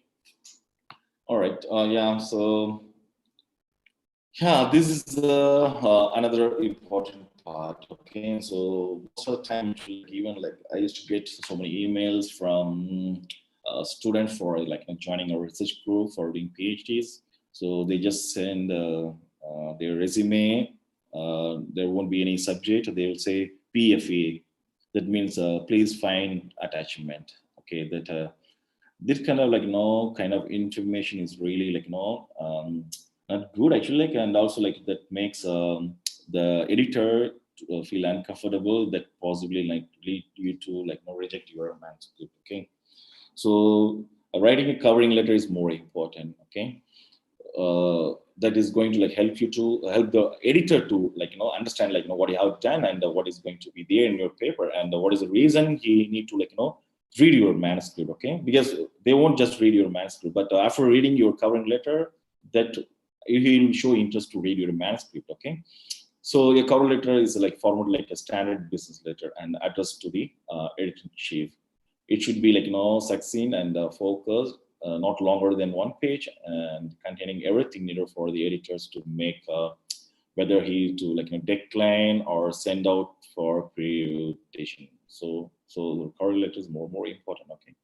Yeah, start with the standard business letter, like, opening greeting. Okay, so you can say, respected or dear editor-in-chief. Okay, so greetings. Okay, so this kind of like greetings from, you can put like XX University or XX college. Okay, then in the body, supply the following structure with one or at most two sentences for each topic. Okay, like these are the basic information should be there in the like covering letter. Okay, uh, so the manuscript information. Okay, so there should be like title of the submitted manuscript and type of article. Okay, so you should like mention whether it's like full length paper or review paper or a short communication. Okay, so all this information should be there in the after the title. Okay, for example, sir, so like this is been like our research group submitting this exact article. Okay, for the possible publication. Okay,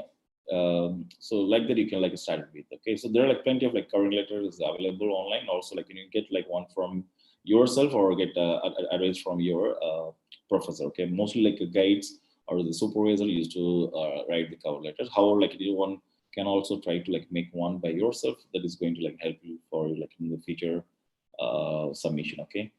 Okay, if submitting to a special section, mention the special section name. Okay, and the problem being addressed, like what issues led to this work, as I mentioned there in the like abstract part, as you here also like so you have to mention like what made you to do this work and what gap is being filled. Okay, and what is the broader context for this work. Okay, and the most important thing while giving the cover letter, you need to like mention what is the novelty of the work. Okay, so you should like say what is new in your work, not previously published. Okay, to our knowledge, this is the first report showing like that. You can like give something if you're really having some novelty in your work. Okay, and and also you can add like what is the significance of the work. Okay, why is the novel content mentioned about important. Okay, so also what is the potential impact of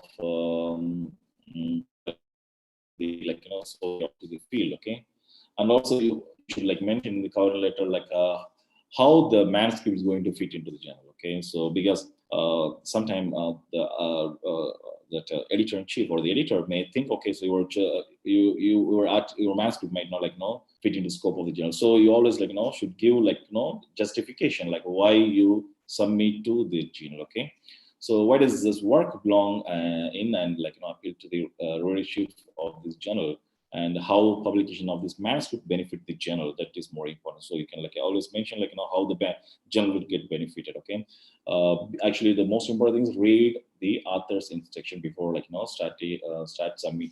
I mean like before start writing or submitting your manuscript. Okay, because you need to get familiar with the like journal, what is the scope of the journal. Okay, mention if this paper builds on a previous paper published in the journal or otherwise directly linked to a paper published in the journal. Okay, so you can mention okay, so this is a continuation of the earlier paper published in your journal. So like that you can mention, or else like you can like directly you can submit. So you can like mention. Okay, yeah. So the another one is double publication. The manuscript has not been. So you need to like this is the most important part. Okay, so here the manuscript, you need to mention this manuscript has not been, excuse me, this manuscript has not been previously published and is not currently in press or under review or being considered for publication by another journal. Okay, this is most important because you are going to give the information to the editor to make sure that this article is not like published or like being considered in any other journal. Okay, so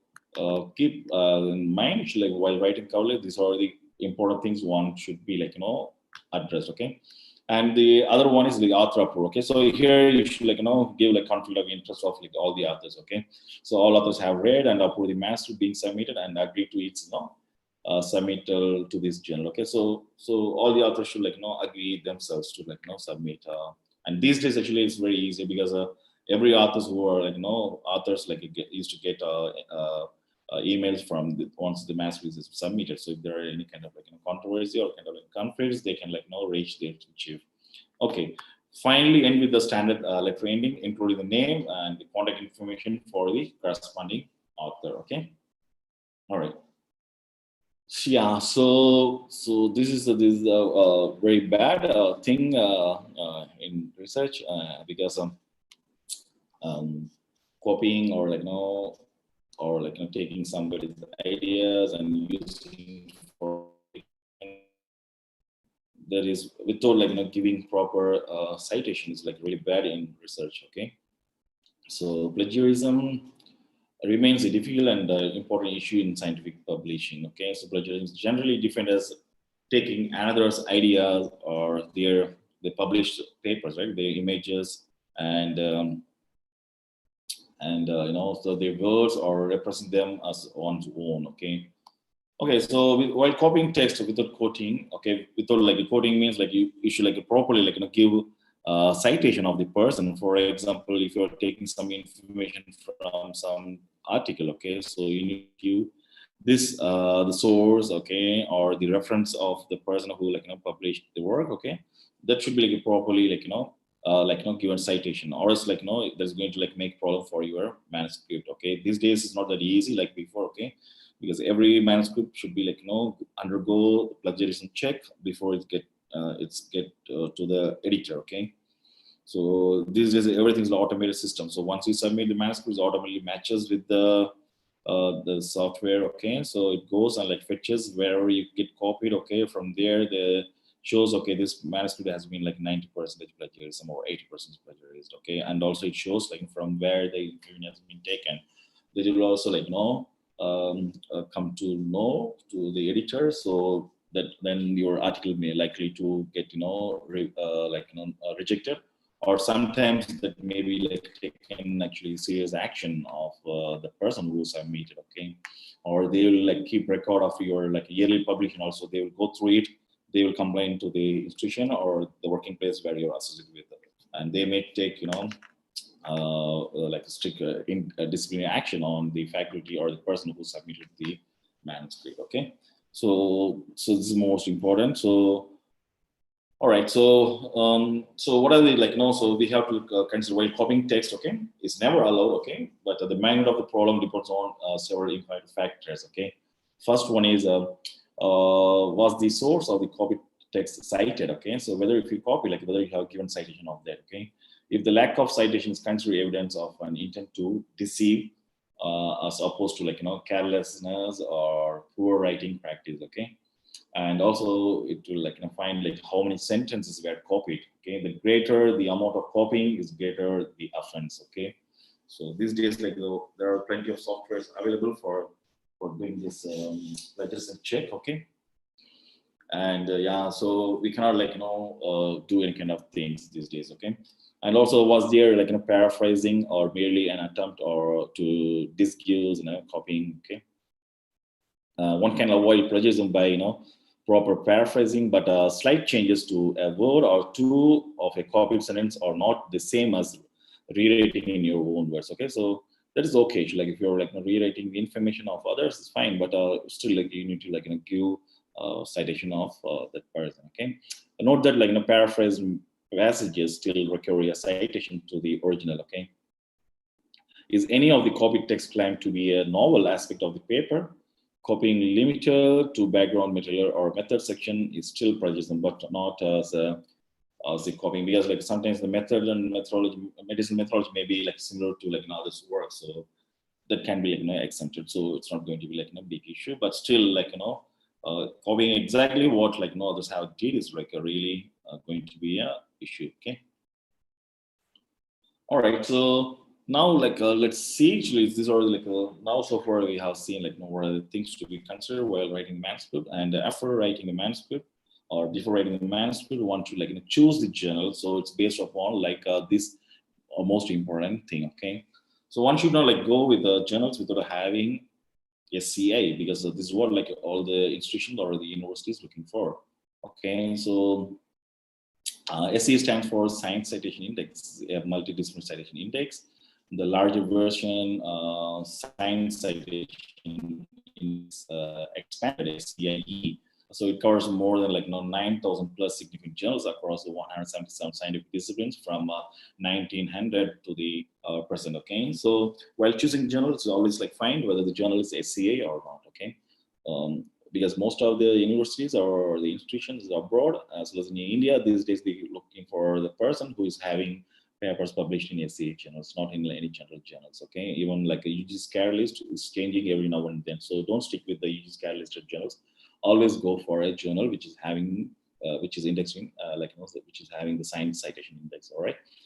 And similarly, okay, so for social sciences also, there's a citation index like the SCI, all right, so which covers like more than 3,000 plus academic journals across 57 disciplines in the social sciences subject. Okay, so if you're engineering, also look for some journals with IEEE and Scopus. Yeah, so there, but still, like, so the first important, most important one will check, like, whether the journal having SCA or not. So impact factor, it can be that may differ, because like it depends upon like how many times the citation has been done from the journal, which going to help the journal to achieve the impact factor. Okay, so that may change. This year maybe, for example, one journal has like 5 impact factor. Next year it can be like 4, or it can be like 6 impact factor, because it depends upon like how many people read the articles, how many times that has been like cited.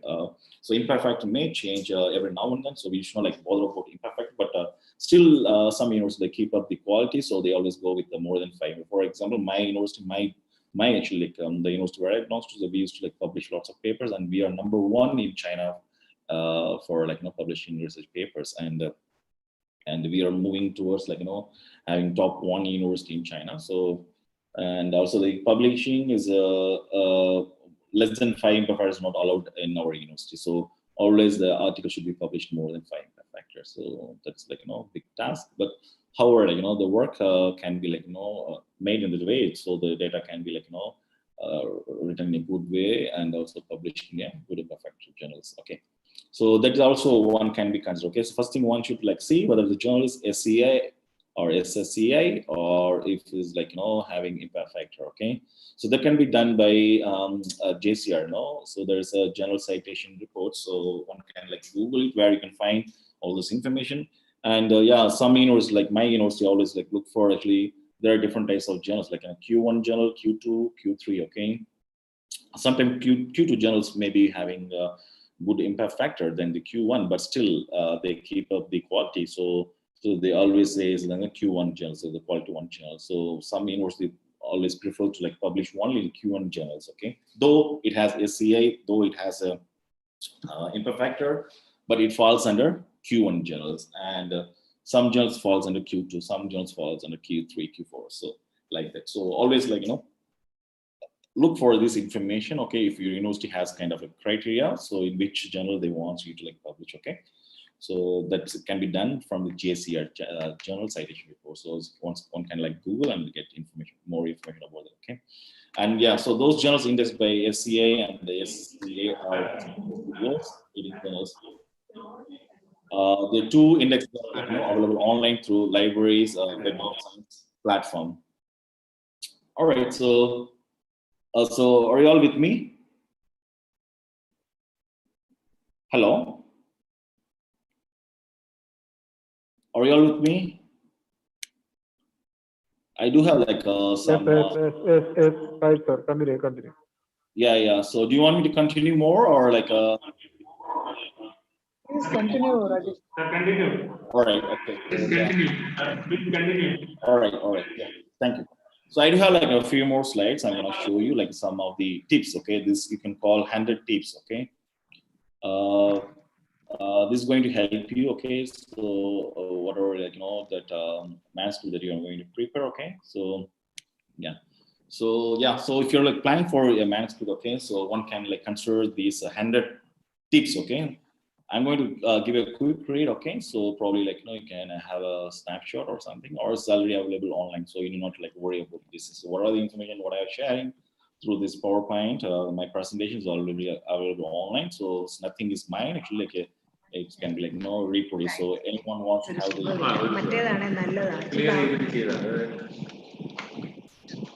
sorry, hello. Please, sir, continue. Sir, continue. All right, yeah.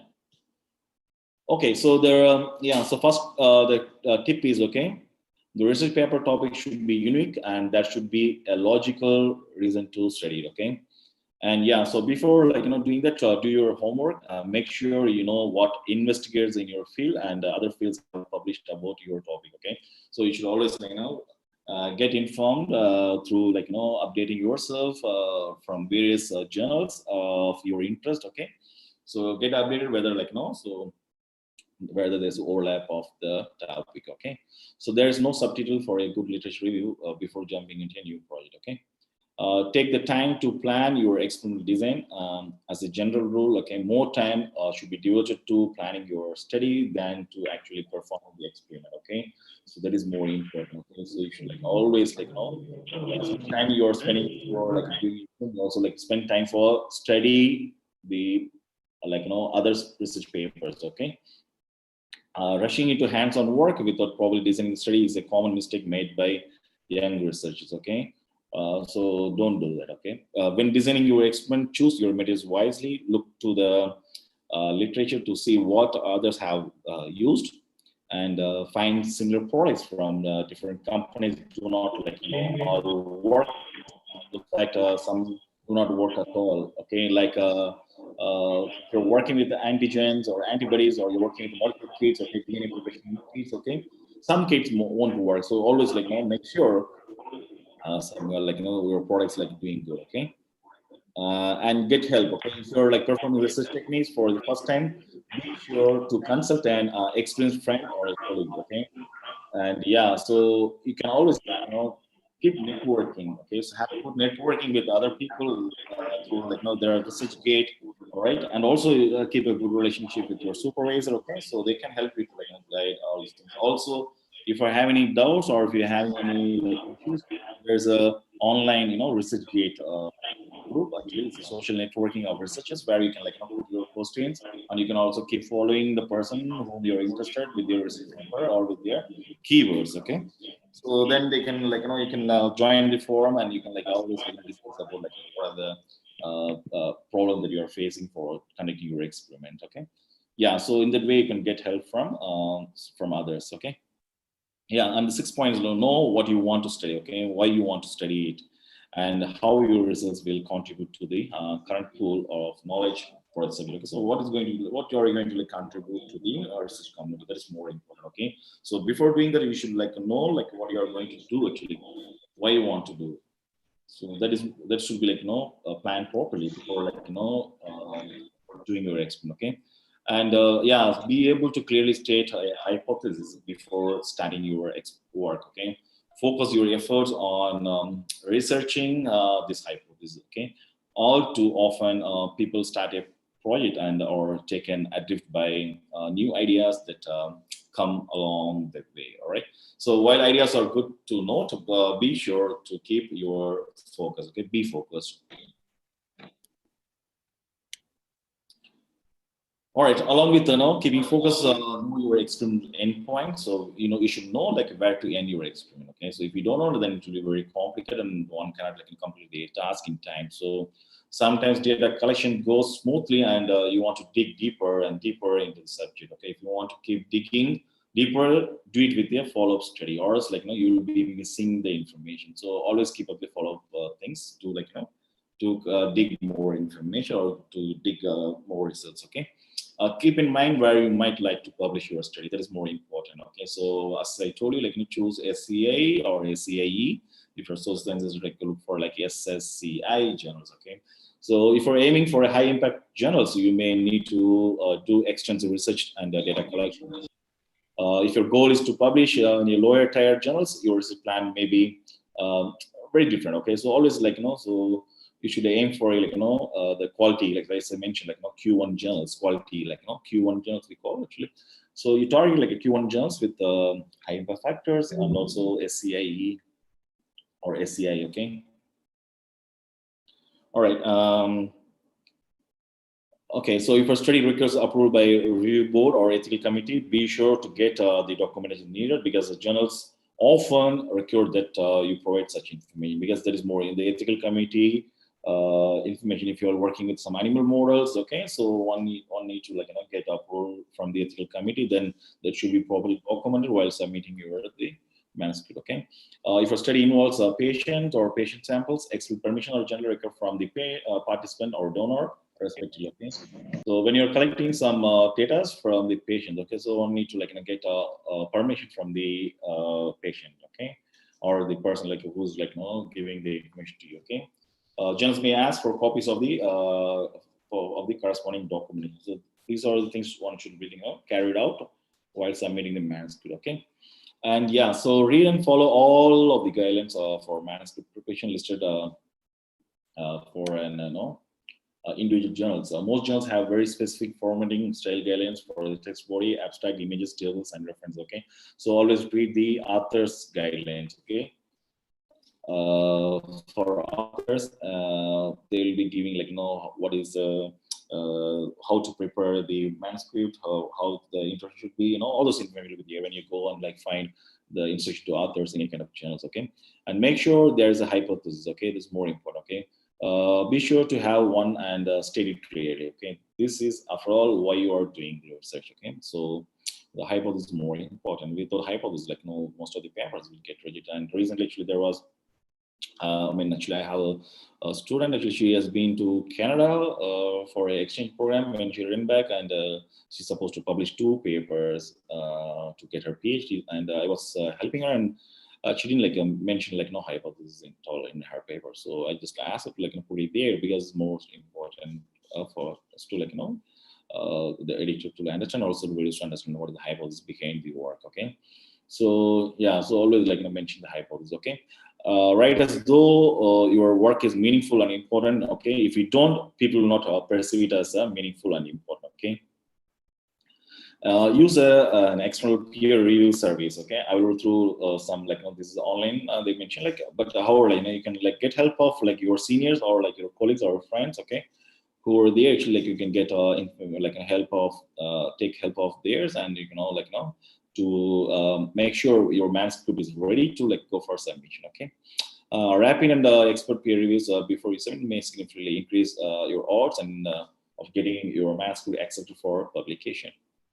Yeah, critique your own work. Okay, look for areas that reviewers might spot as weakness and either correct these areas or comment on them in your manuscript. Okay, leaving reviewers with fewer options for negative criticism. Yep, this is a very good information one should keep in mind. Yeah, so always put questions like a 5W1H, whatever information that you're in there, and there's a discussion. Okay, apply 5W and 1H to know why, what, how, and so when you apply this, the same kind of information, the same kind of method only the reviewer also put on your manuscript to review. Okay, so put all those things so it will be more easy for you to address all the information what you're putting there in your manuscript. Okay. So use that 5W and 1H method. Okay. So always present the study as a finished piece of work. Okay. Don't give an incomplete work, and so although you may suggest some future directions in your manuscript. Okay.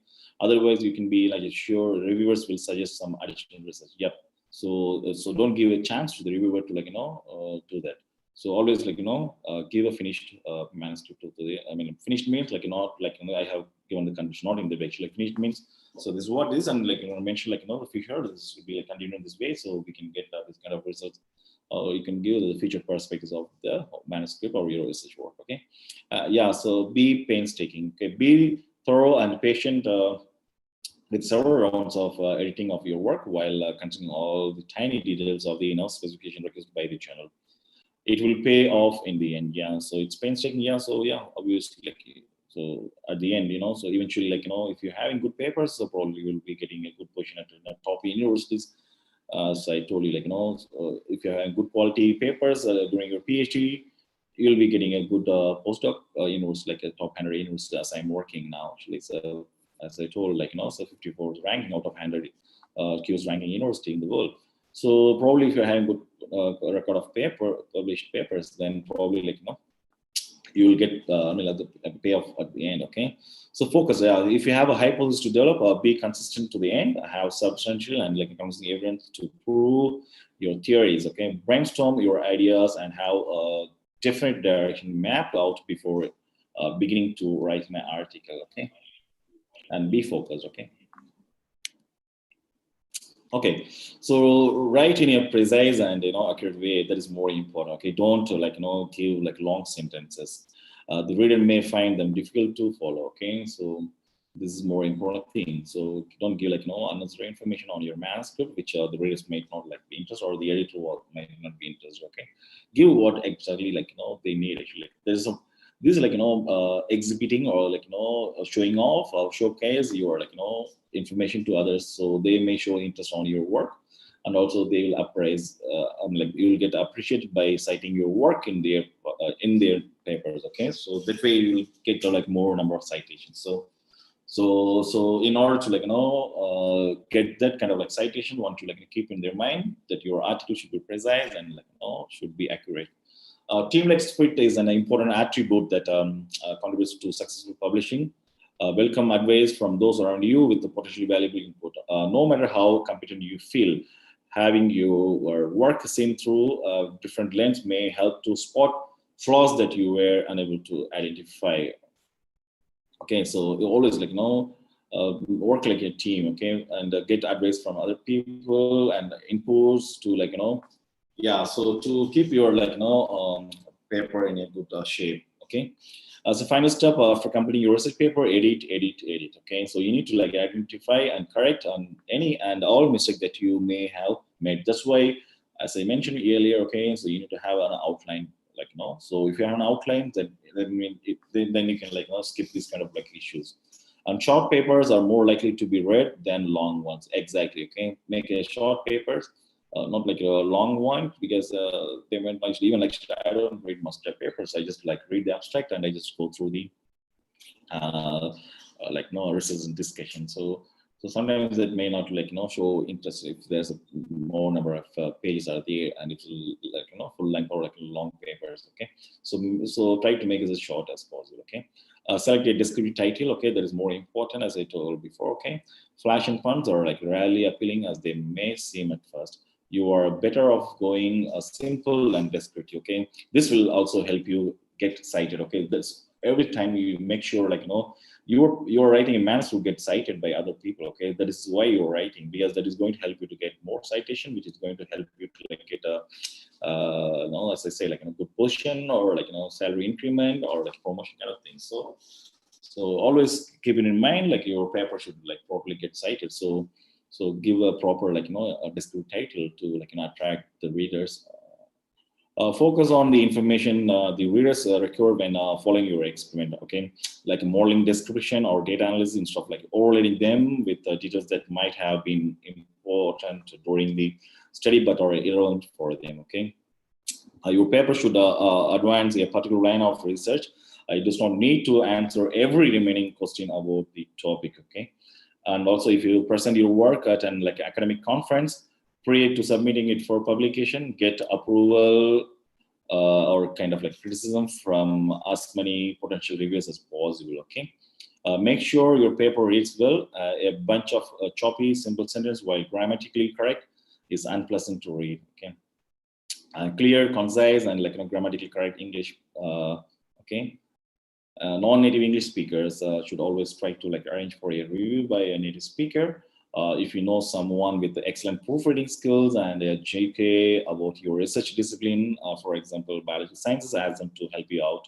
If you don't know someone who meets criteria, okay, so they have given this but you don't want to do all those kind of things. If you're rich, you reach, and you can, if you're affluent, if you're project supporting you, you can try this kind of services. Okay, there are 18 services, there are many. Okay, so because I took the information from this page, so probably that's why they are offering this one. Okay, but I'm not promoting that one. So I just get the information from the online. All right. So yeah, so you'll save yourself from a great deal of frustration and lost time. So always I suggest keep a good team networking. Okay, networking is more important in your field. So whatever field that you are, try to make a good networking with some people, and ask them to review your manuscript before going for submission, so they will give their input. Actually, that will help you to make your manuscript in good shape. Okay. Okay, the body of the paper supports the central idea. Okay, central idea, and must show a thoughtful, comprehensive study of the research topic. Okay, it should be clearly written and easy to follow.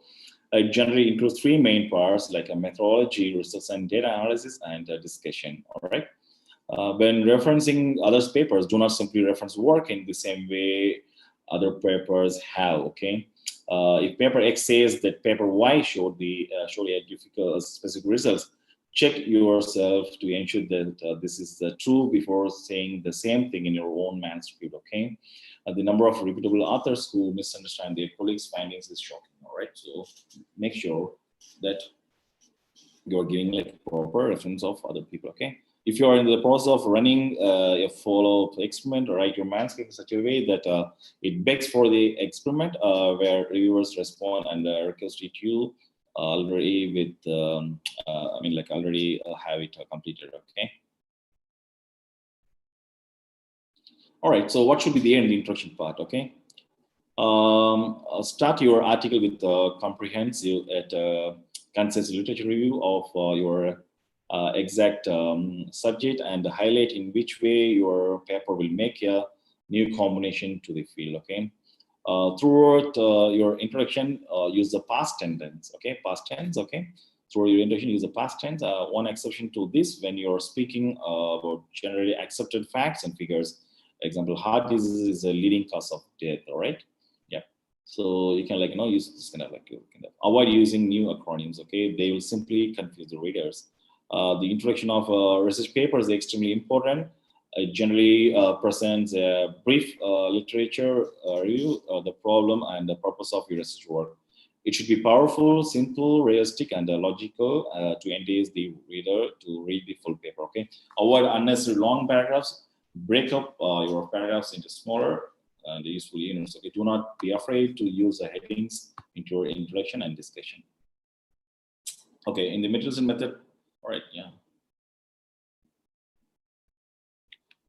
Okay, in the material methods. Okay, do not over explain common scientific procedure. For example, you don't need to explain how PCR or Western blotting work.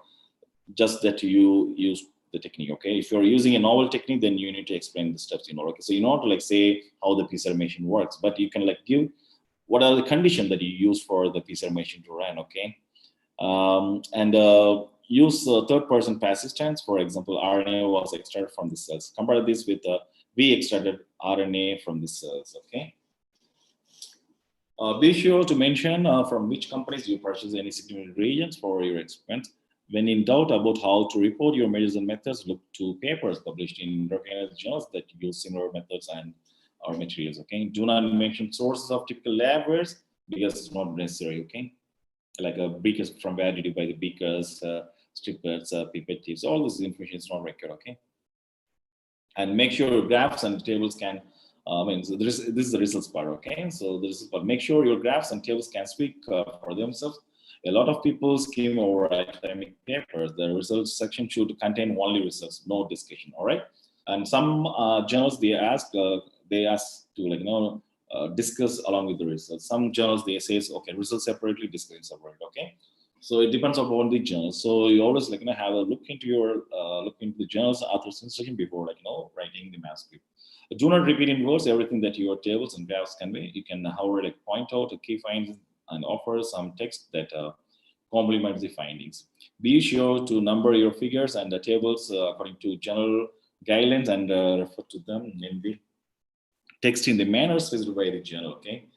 Clear to read graphs are essential. Do not overload graphs with the data. Make sure axis descriptions are not too small. Okay, because sometimes when in the graph the y-axis is x-axis they put the description will be put very too small, so it will be difficult for the readers to understand what has been put in the air on the graph. Okay, and yeah, and the discussion part. Okay, your discussion section should be answer why you obtain the observed results. Okay, do not simply restate the results. Also address why your results are important. That is how do they advance the understanding of the topic. All right. If multiple explanation for your results exist, be sure to address each one. You can favor one explanation, but be sure to mention alternative explanations if some exist. Okay. If you don't, your reviewers will. Okay. So make sure. Okay. So be sure, you're not doing that one, or the reviewer will send you the maths with some comments. Okay. Okay. If your research findings are suggestive and or supportive rather than This is then make sure to like indicate, so never overstate the importance of your research finding, rather clearly point to their true significance. Okay, so always give what are the importance in your research findings, and give the key. I mean, like these days, the journals, they always ask you to like give the highlights of your manuscript. Like, no, you should like give 5 key points. That is highlights. Okay.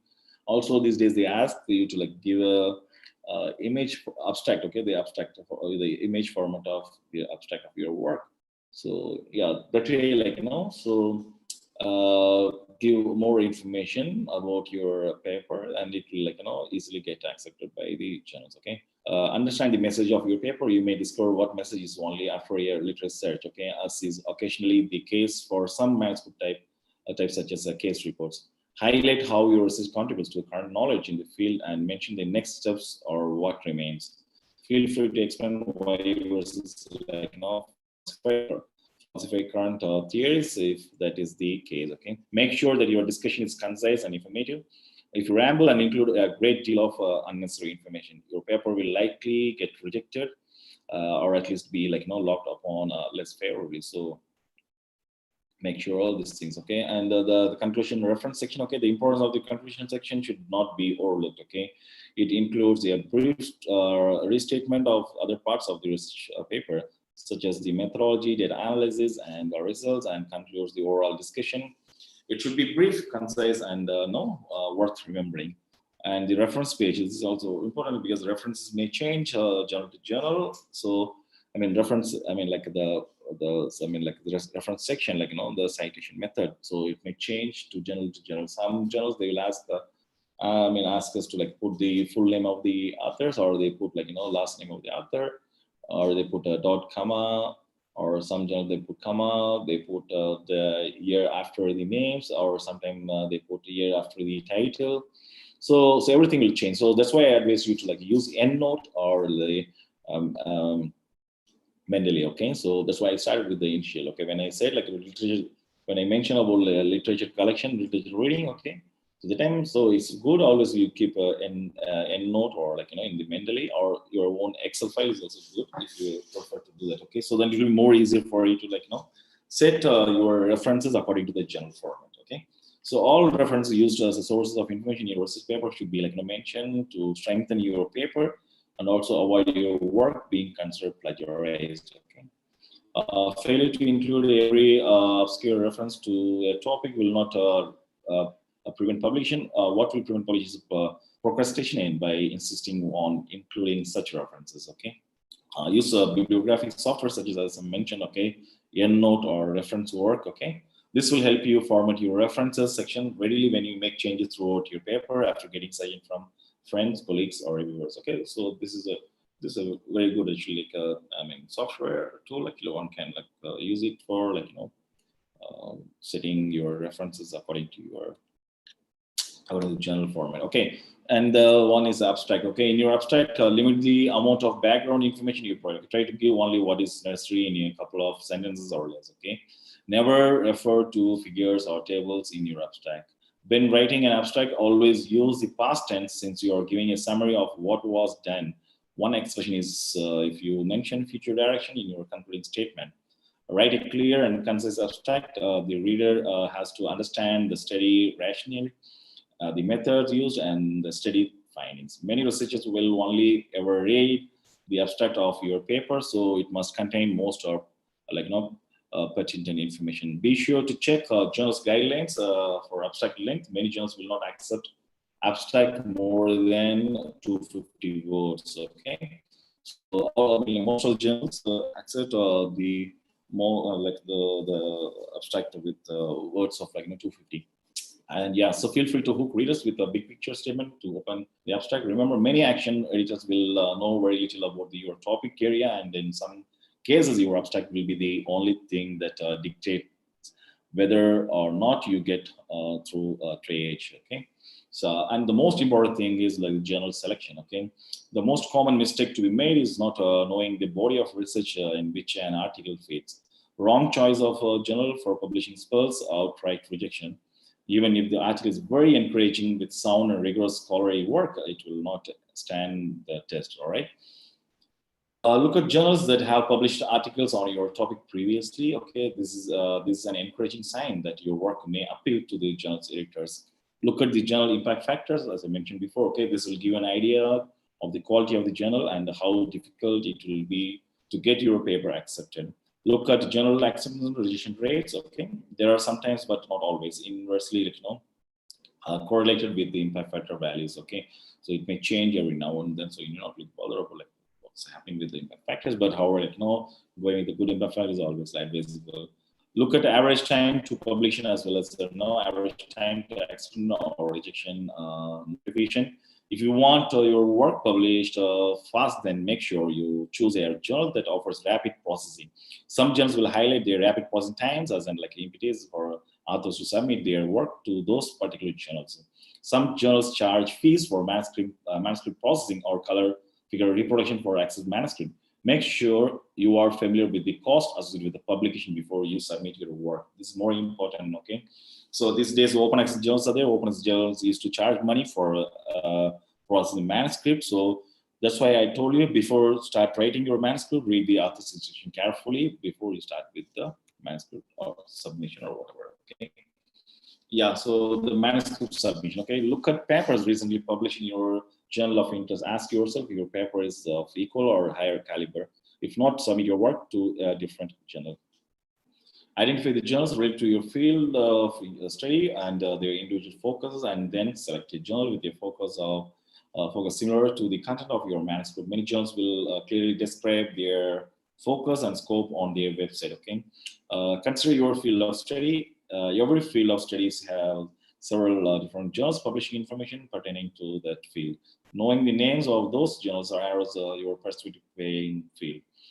Select 2 or 3 journals with a focus similar to the content of your manuscript.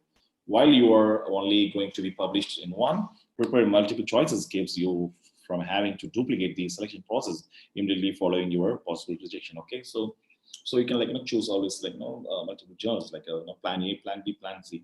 It is always help you to publish your paper as soon as possible. Okay, look at the contact information for each journal and any information pertaining to submission. Make sure you get recent information. The names of editors and submission policies can change over time and without warning. Okay, so this is most important thing. Okay, contact information. So should be okay. Go over your manuscript to ensure it is formatted according to the submission guidelines, paying special attention to references, bibliography, text formatting, and citation style. And yeah, this is all the information you will get from the author's section. Okay, create your cover letter, as I mentioned before. Okay, cover letter is more important. This should include the name of the editor to whom you are sending your work, if available. While you want to be personable, you should avoid being too personal. Okay, don't say, "But please, sir, I want this paper for my PhD work, for my this work." So don't be personal, okay? So just write what do you want. Actually, as I mentioned before, what are the content should be there in the cover letter. Please be stick with those information, write cover letter based upon them, okay? So it would be a purely business communication, not personal service. Okay. Also, you should not consider a letter to your friend, okay? Make sure it's a business communication. Be sure to keep it professional. Include contact information for the editor in case he or she should wish to speak with you about your work, okay? So give the proper contact information of you, right? Get your cover letter professionally edited. Cover letters are often the first thing that the journal editor will read, as I told you, okay? So your letter needs to be strong and impressive, as it can set the tone for the subsequent review process. Yeah. So you won't, editors won't read your manuscript.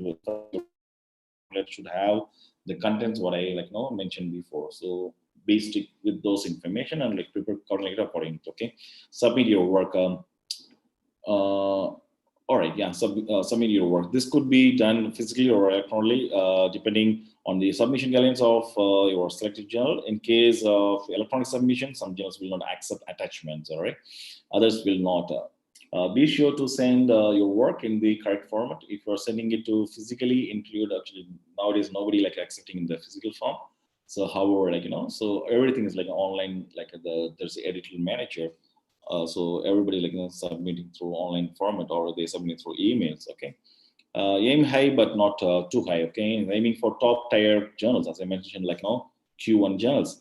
with research findings that are not groundbreaking will leave you with a lot of rejection and lost time. So make sure whether your manuscript fit with the scope of the journal. That's more important. Okay. Also check the quality of the journal and also quality of your work. And yeah, the scope of the journal and your work may match, but the quality of your work with the quality of journal will not go with. So make sure whether your paper can fit in there, or else so it will take time to you'll waste your time with the journal. Okay.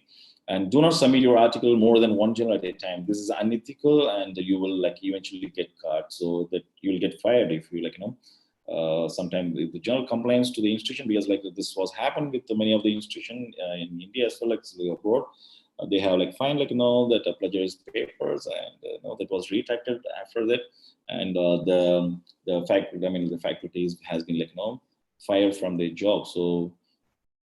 So make sure you are doing that one. Okay. So when uploading text table and image files electronically, many submission systems will dynamically assemble your files into a single PDF form document for easier handling. Be sure to review your PDF after it gets generated to ensure that it looks correct and that all information has been entered. Yep.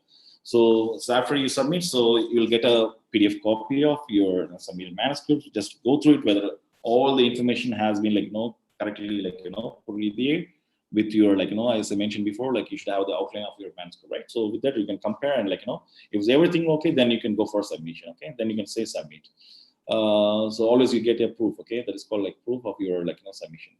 So respect word length. Many journals have a specific requirement for a word length for different document types. Okay, so stick with it. So always read the author's as I mentioned. Okay, if the journal says the word limit 6,000, then do not send a paper with 6,100 words. Okay, that will likely to reject your manuscript.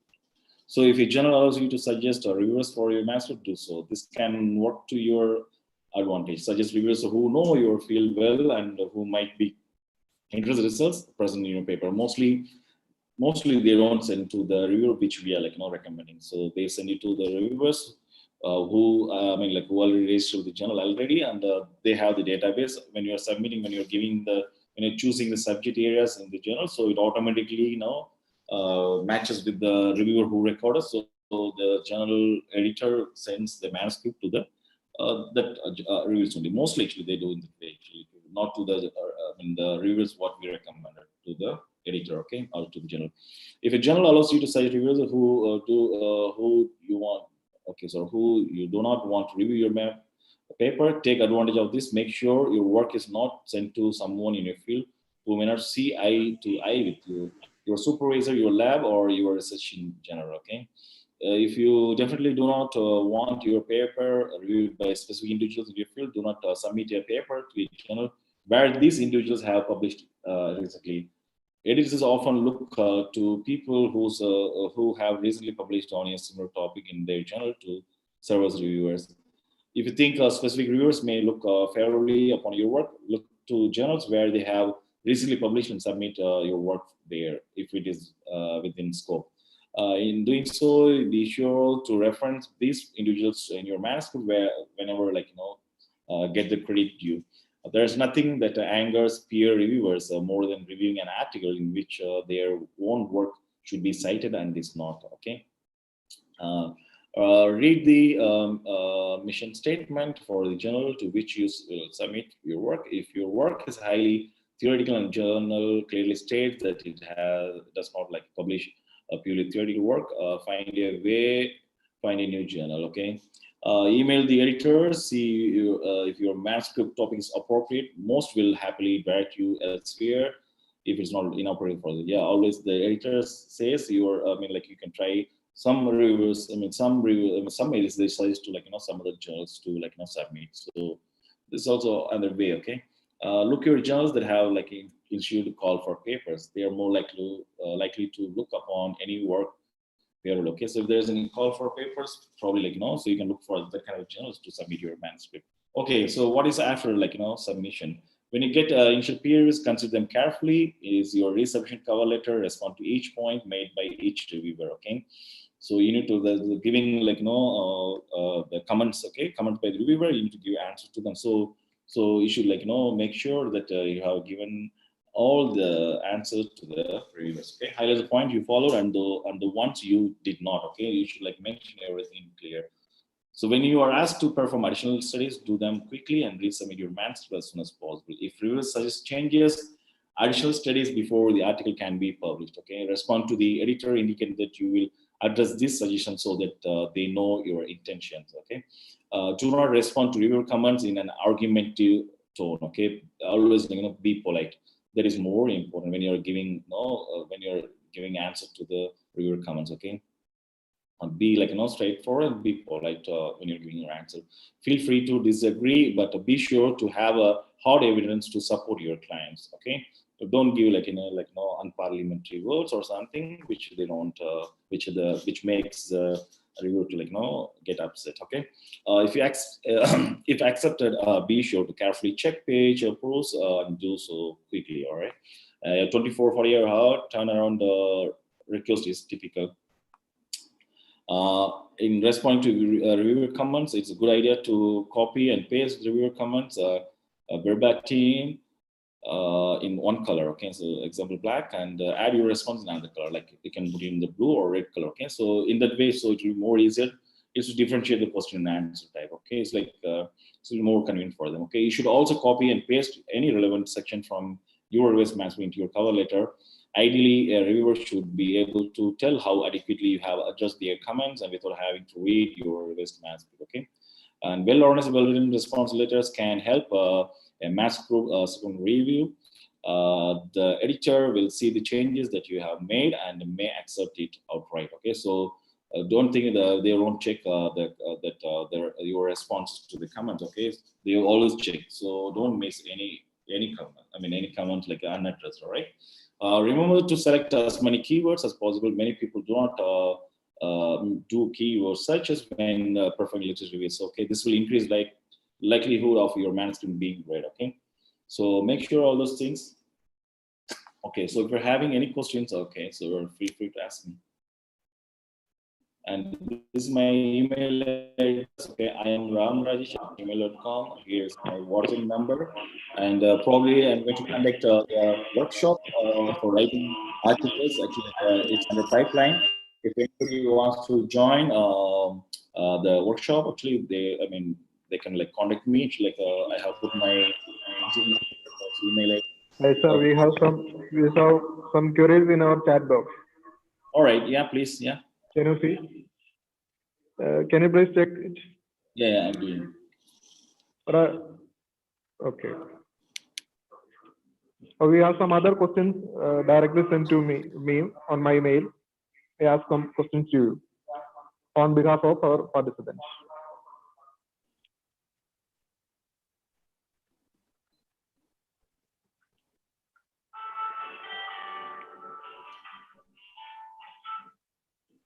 Sir? Yeah. Can you read the questions for me? Which criterion is? But I cannot see this question. Can you hear me? I cannot see this question and answer. I just see the chat box, but Okay. Okay. I will explain. Yeah. I will explain. Yeah. Question: do we need a cut short introduction in manuscript? Is my doubt, sir. One of Krishna Shri asked this question. Sorry, I cannot get your question. Do we need to cut short introduction in manuscript? Cut short in what way? Actually, that matters. Actually, you should not cut short. As I mentioned before, okay, so it should be more basically, okay. That's why I have given how the introduction. You just follow the steps, okay. So with that only you can do that. I don't know how what specifically you are saying about it.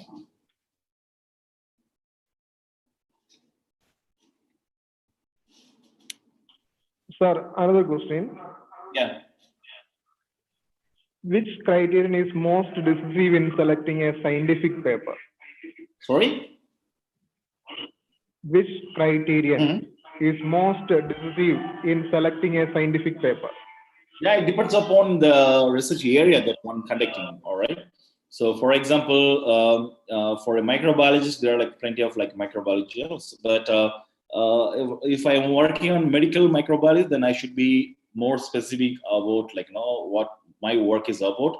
Then I can choose my based upon my work, I can choose a journal. So it's always like sometimes there's a broad journals. Okay, so you can choose some broad journals as well. Like if it's your like your articles fitting into that journal, so no issues. Some journals are more narrow. Okay, so they want only papers in the specific the scope or their interest. Okay, so that is like yeah, it's that can be done after like when you read lots and lots of literatures. Okay, then you'll come to know where you can reach your where you can send your manuscript. So that is not going to be a big deal.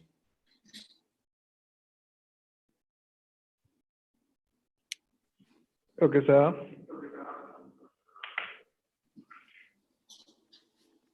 Hello.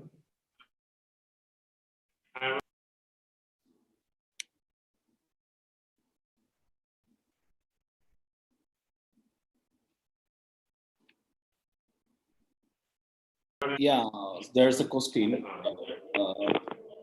Sir, may I publish my paper in multidisciplinary journal? Yeah. Yeah, so multidisciplinary journal you can publish. It depends, as I mentioned, like for the it does something similar. Okay, so it depends if your like paper your manuscript fits into this. Obviously, you can try.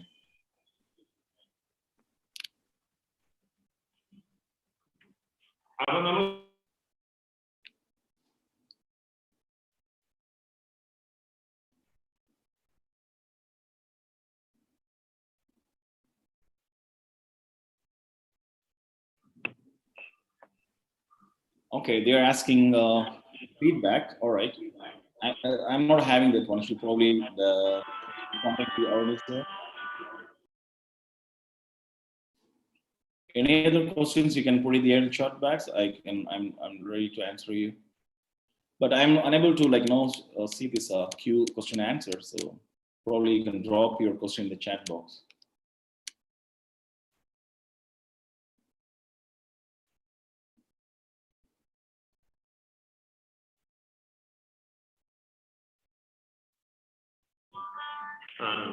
So we have so many questions in our question chat box. So we will send it to their mail.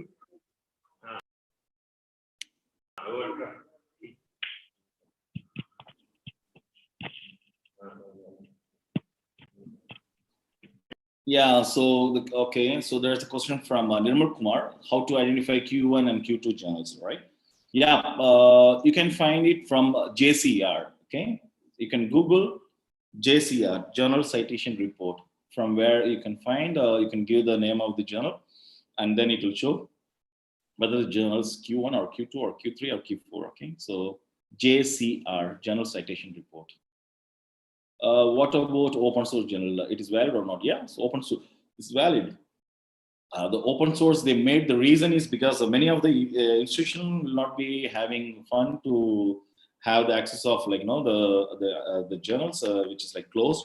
So these days what they're doing for open access, they are charging money from the authors to publish their work and making the article as open for everyone to read. And open access journals gets more I could say like this one citations. Okay, the impact factor goes higher.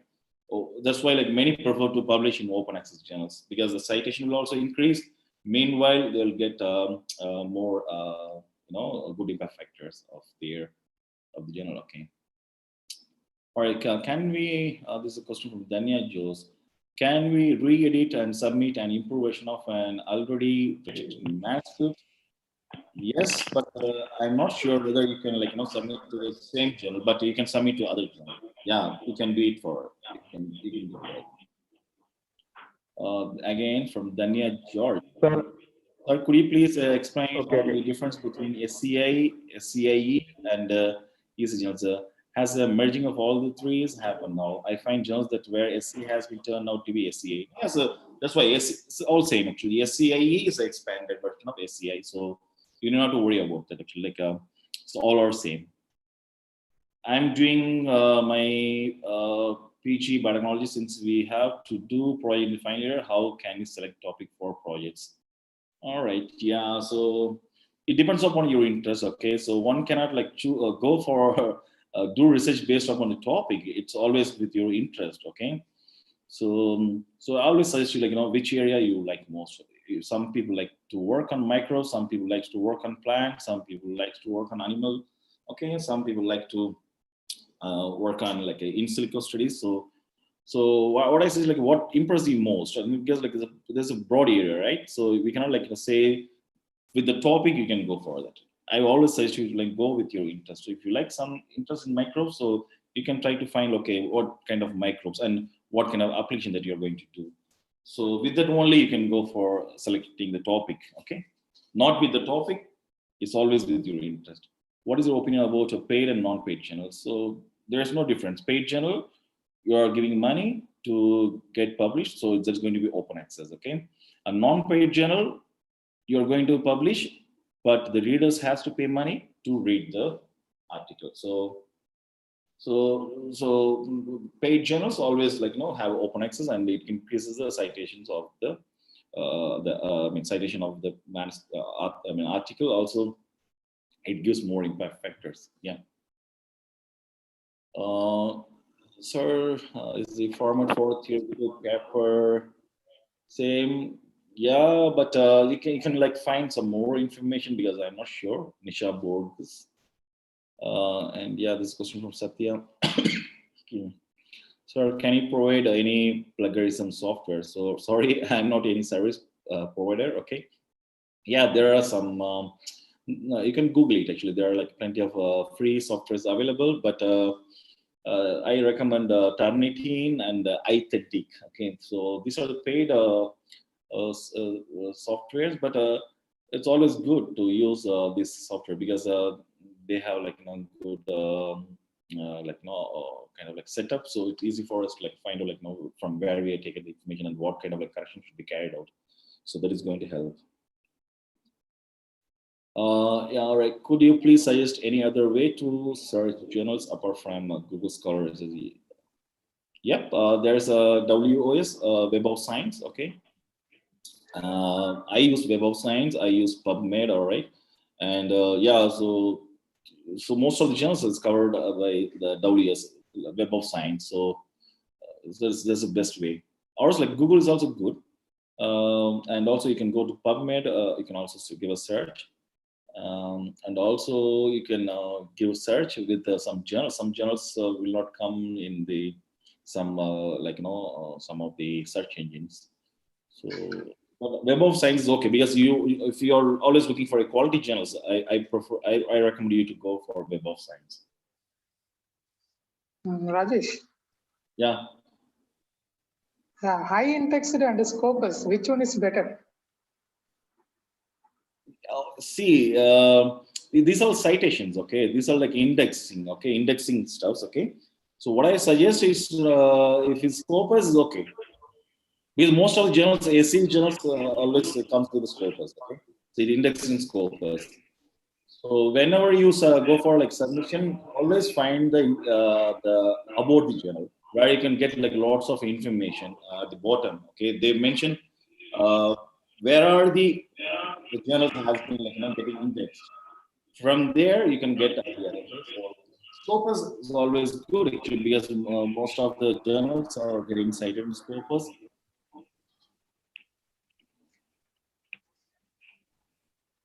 Then single author papers.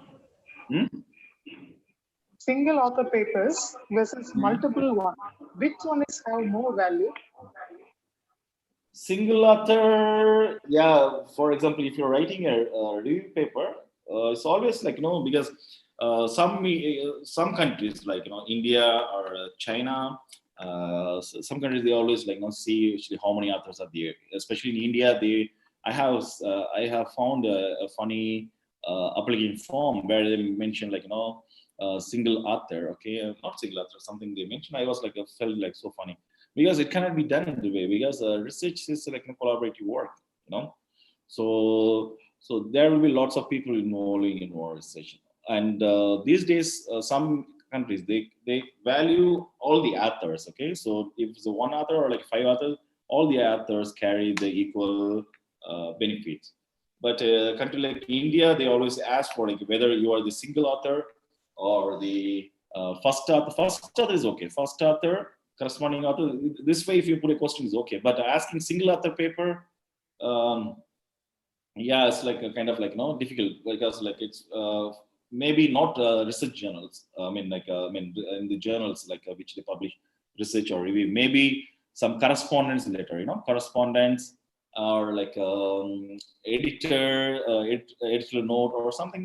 If a single author is okay, but mostly review or research is very difficult to give one author should. Okay. Jinesh, sir? Yes, right. So let me wind up this session. All right. Okay, I will invite our IQC and Vice Principal of our college, Dr. Rama Devi, for wind up in this session and give a word of thanks to our resource person and all the participants. I welcome Dr. Rama Devi. Hi all. Hope this webinar is very helpful to all of you. Sorry for the inconvenience that occurred in the middle of the session. The webinar is delayed a little bit, but we are very happy that Rajesh sir covered the topic by taking extra time. Thank you, sir. I express our sincere thanks to Dr. Ramaswamy Rajesh Kumar sir for the inspiring and contentful talk. Really, it is very informative and systematic. Thank you, sir. Now I thank Dr. Fasal Ghafoor sir for inaugurating the webinar and for his valuable presence. And I thank our principal, Mahin sir, and all the panelists. And I thank each and everyone present here. And well, dear friends, the feedback form will be sent today evening in the registered email ID. You must fill the name in caps and you must write the mail ID correctly because the certificate is generated automatically. The e-certificate will be sent after receiving the feedback form. Thank you. Thank you all. Okay, then we can conclude the session. Thank you, sir. Thank you all once again. Thank you, everyone. Thank you, everyone. Thank you for listening to my lecture. And please keep in touch through writing emails if you have any questions, if you want any help, So my email ID I have already shared. I will type here. You can have my email ID. I am putting there in the chat box.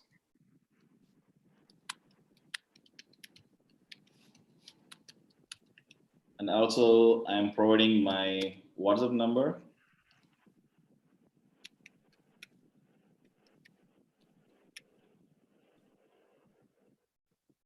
So if you have any kind of help, if you need, or if you want to join any kind of my future meetings, so you can feel free to write it to me.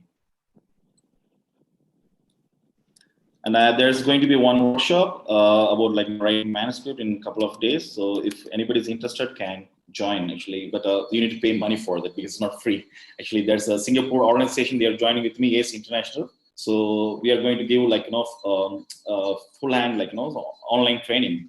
So if anybody interested, they can join that one. Yeah, so I am sharing my contact details in the chat box. Please note it down. And thank you very much. Thank you very much to MES College, RMLA, Principal Mahin sir, and Ramadevi ma'am, and Jitesh, and my friend Ashok Kumar, and also who are joining today. Thank you very much, and be safe and stay happy. Yeah, bye. Thank you, sir.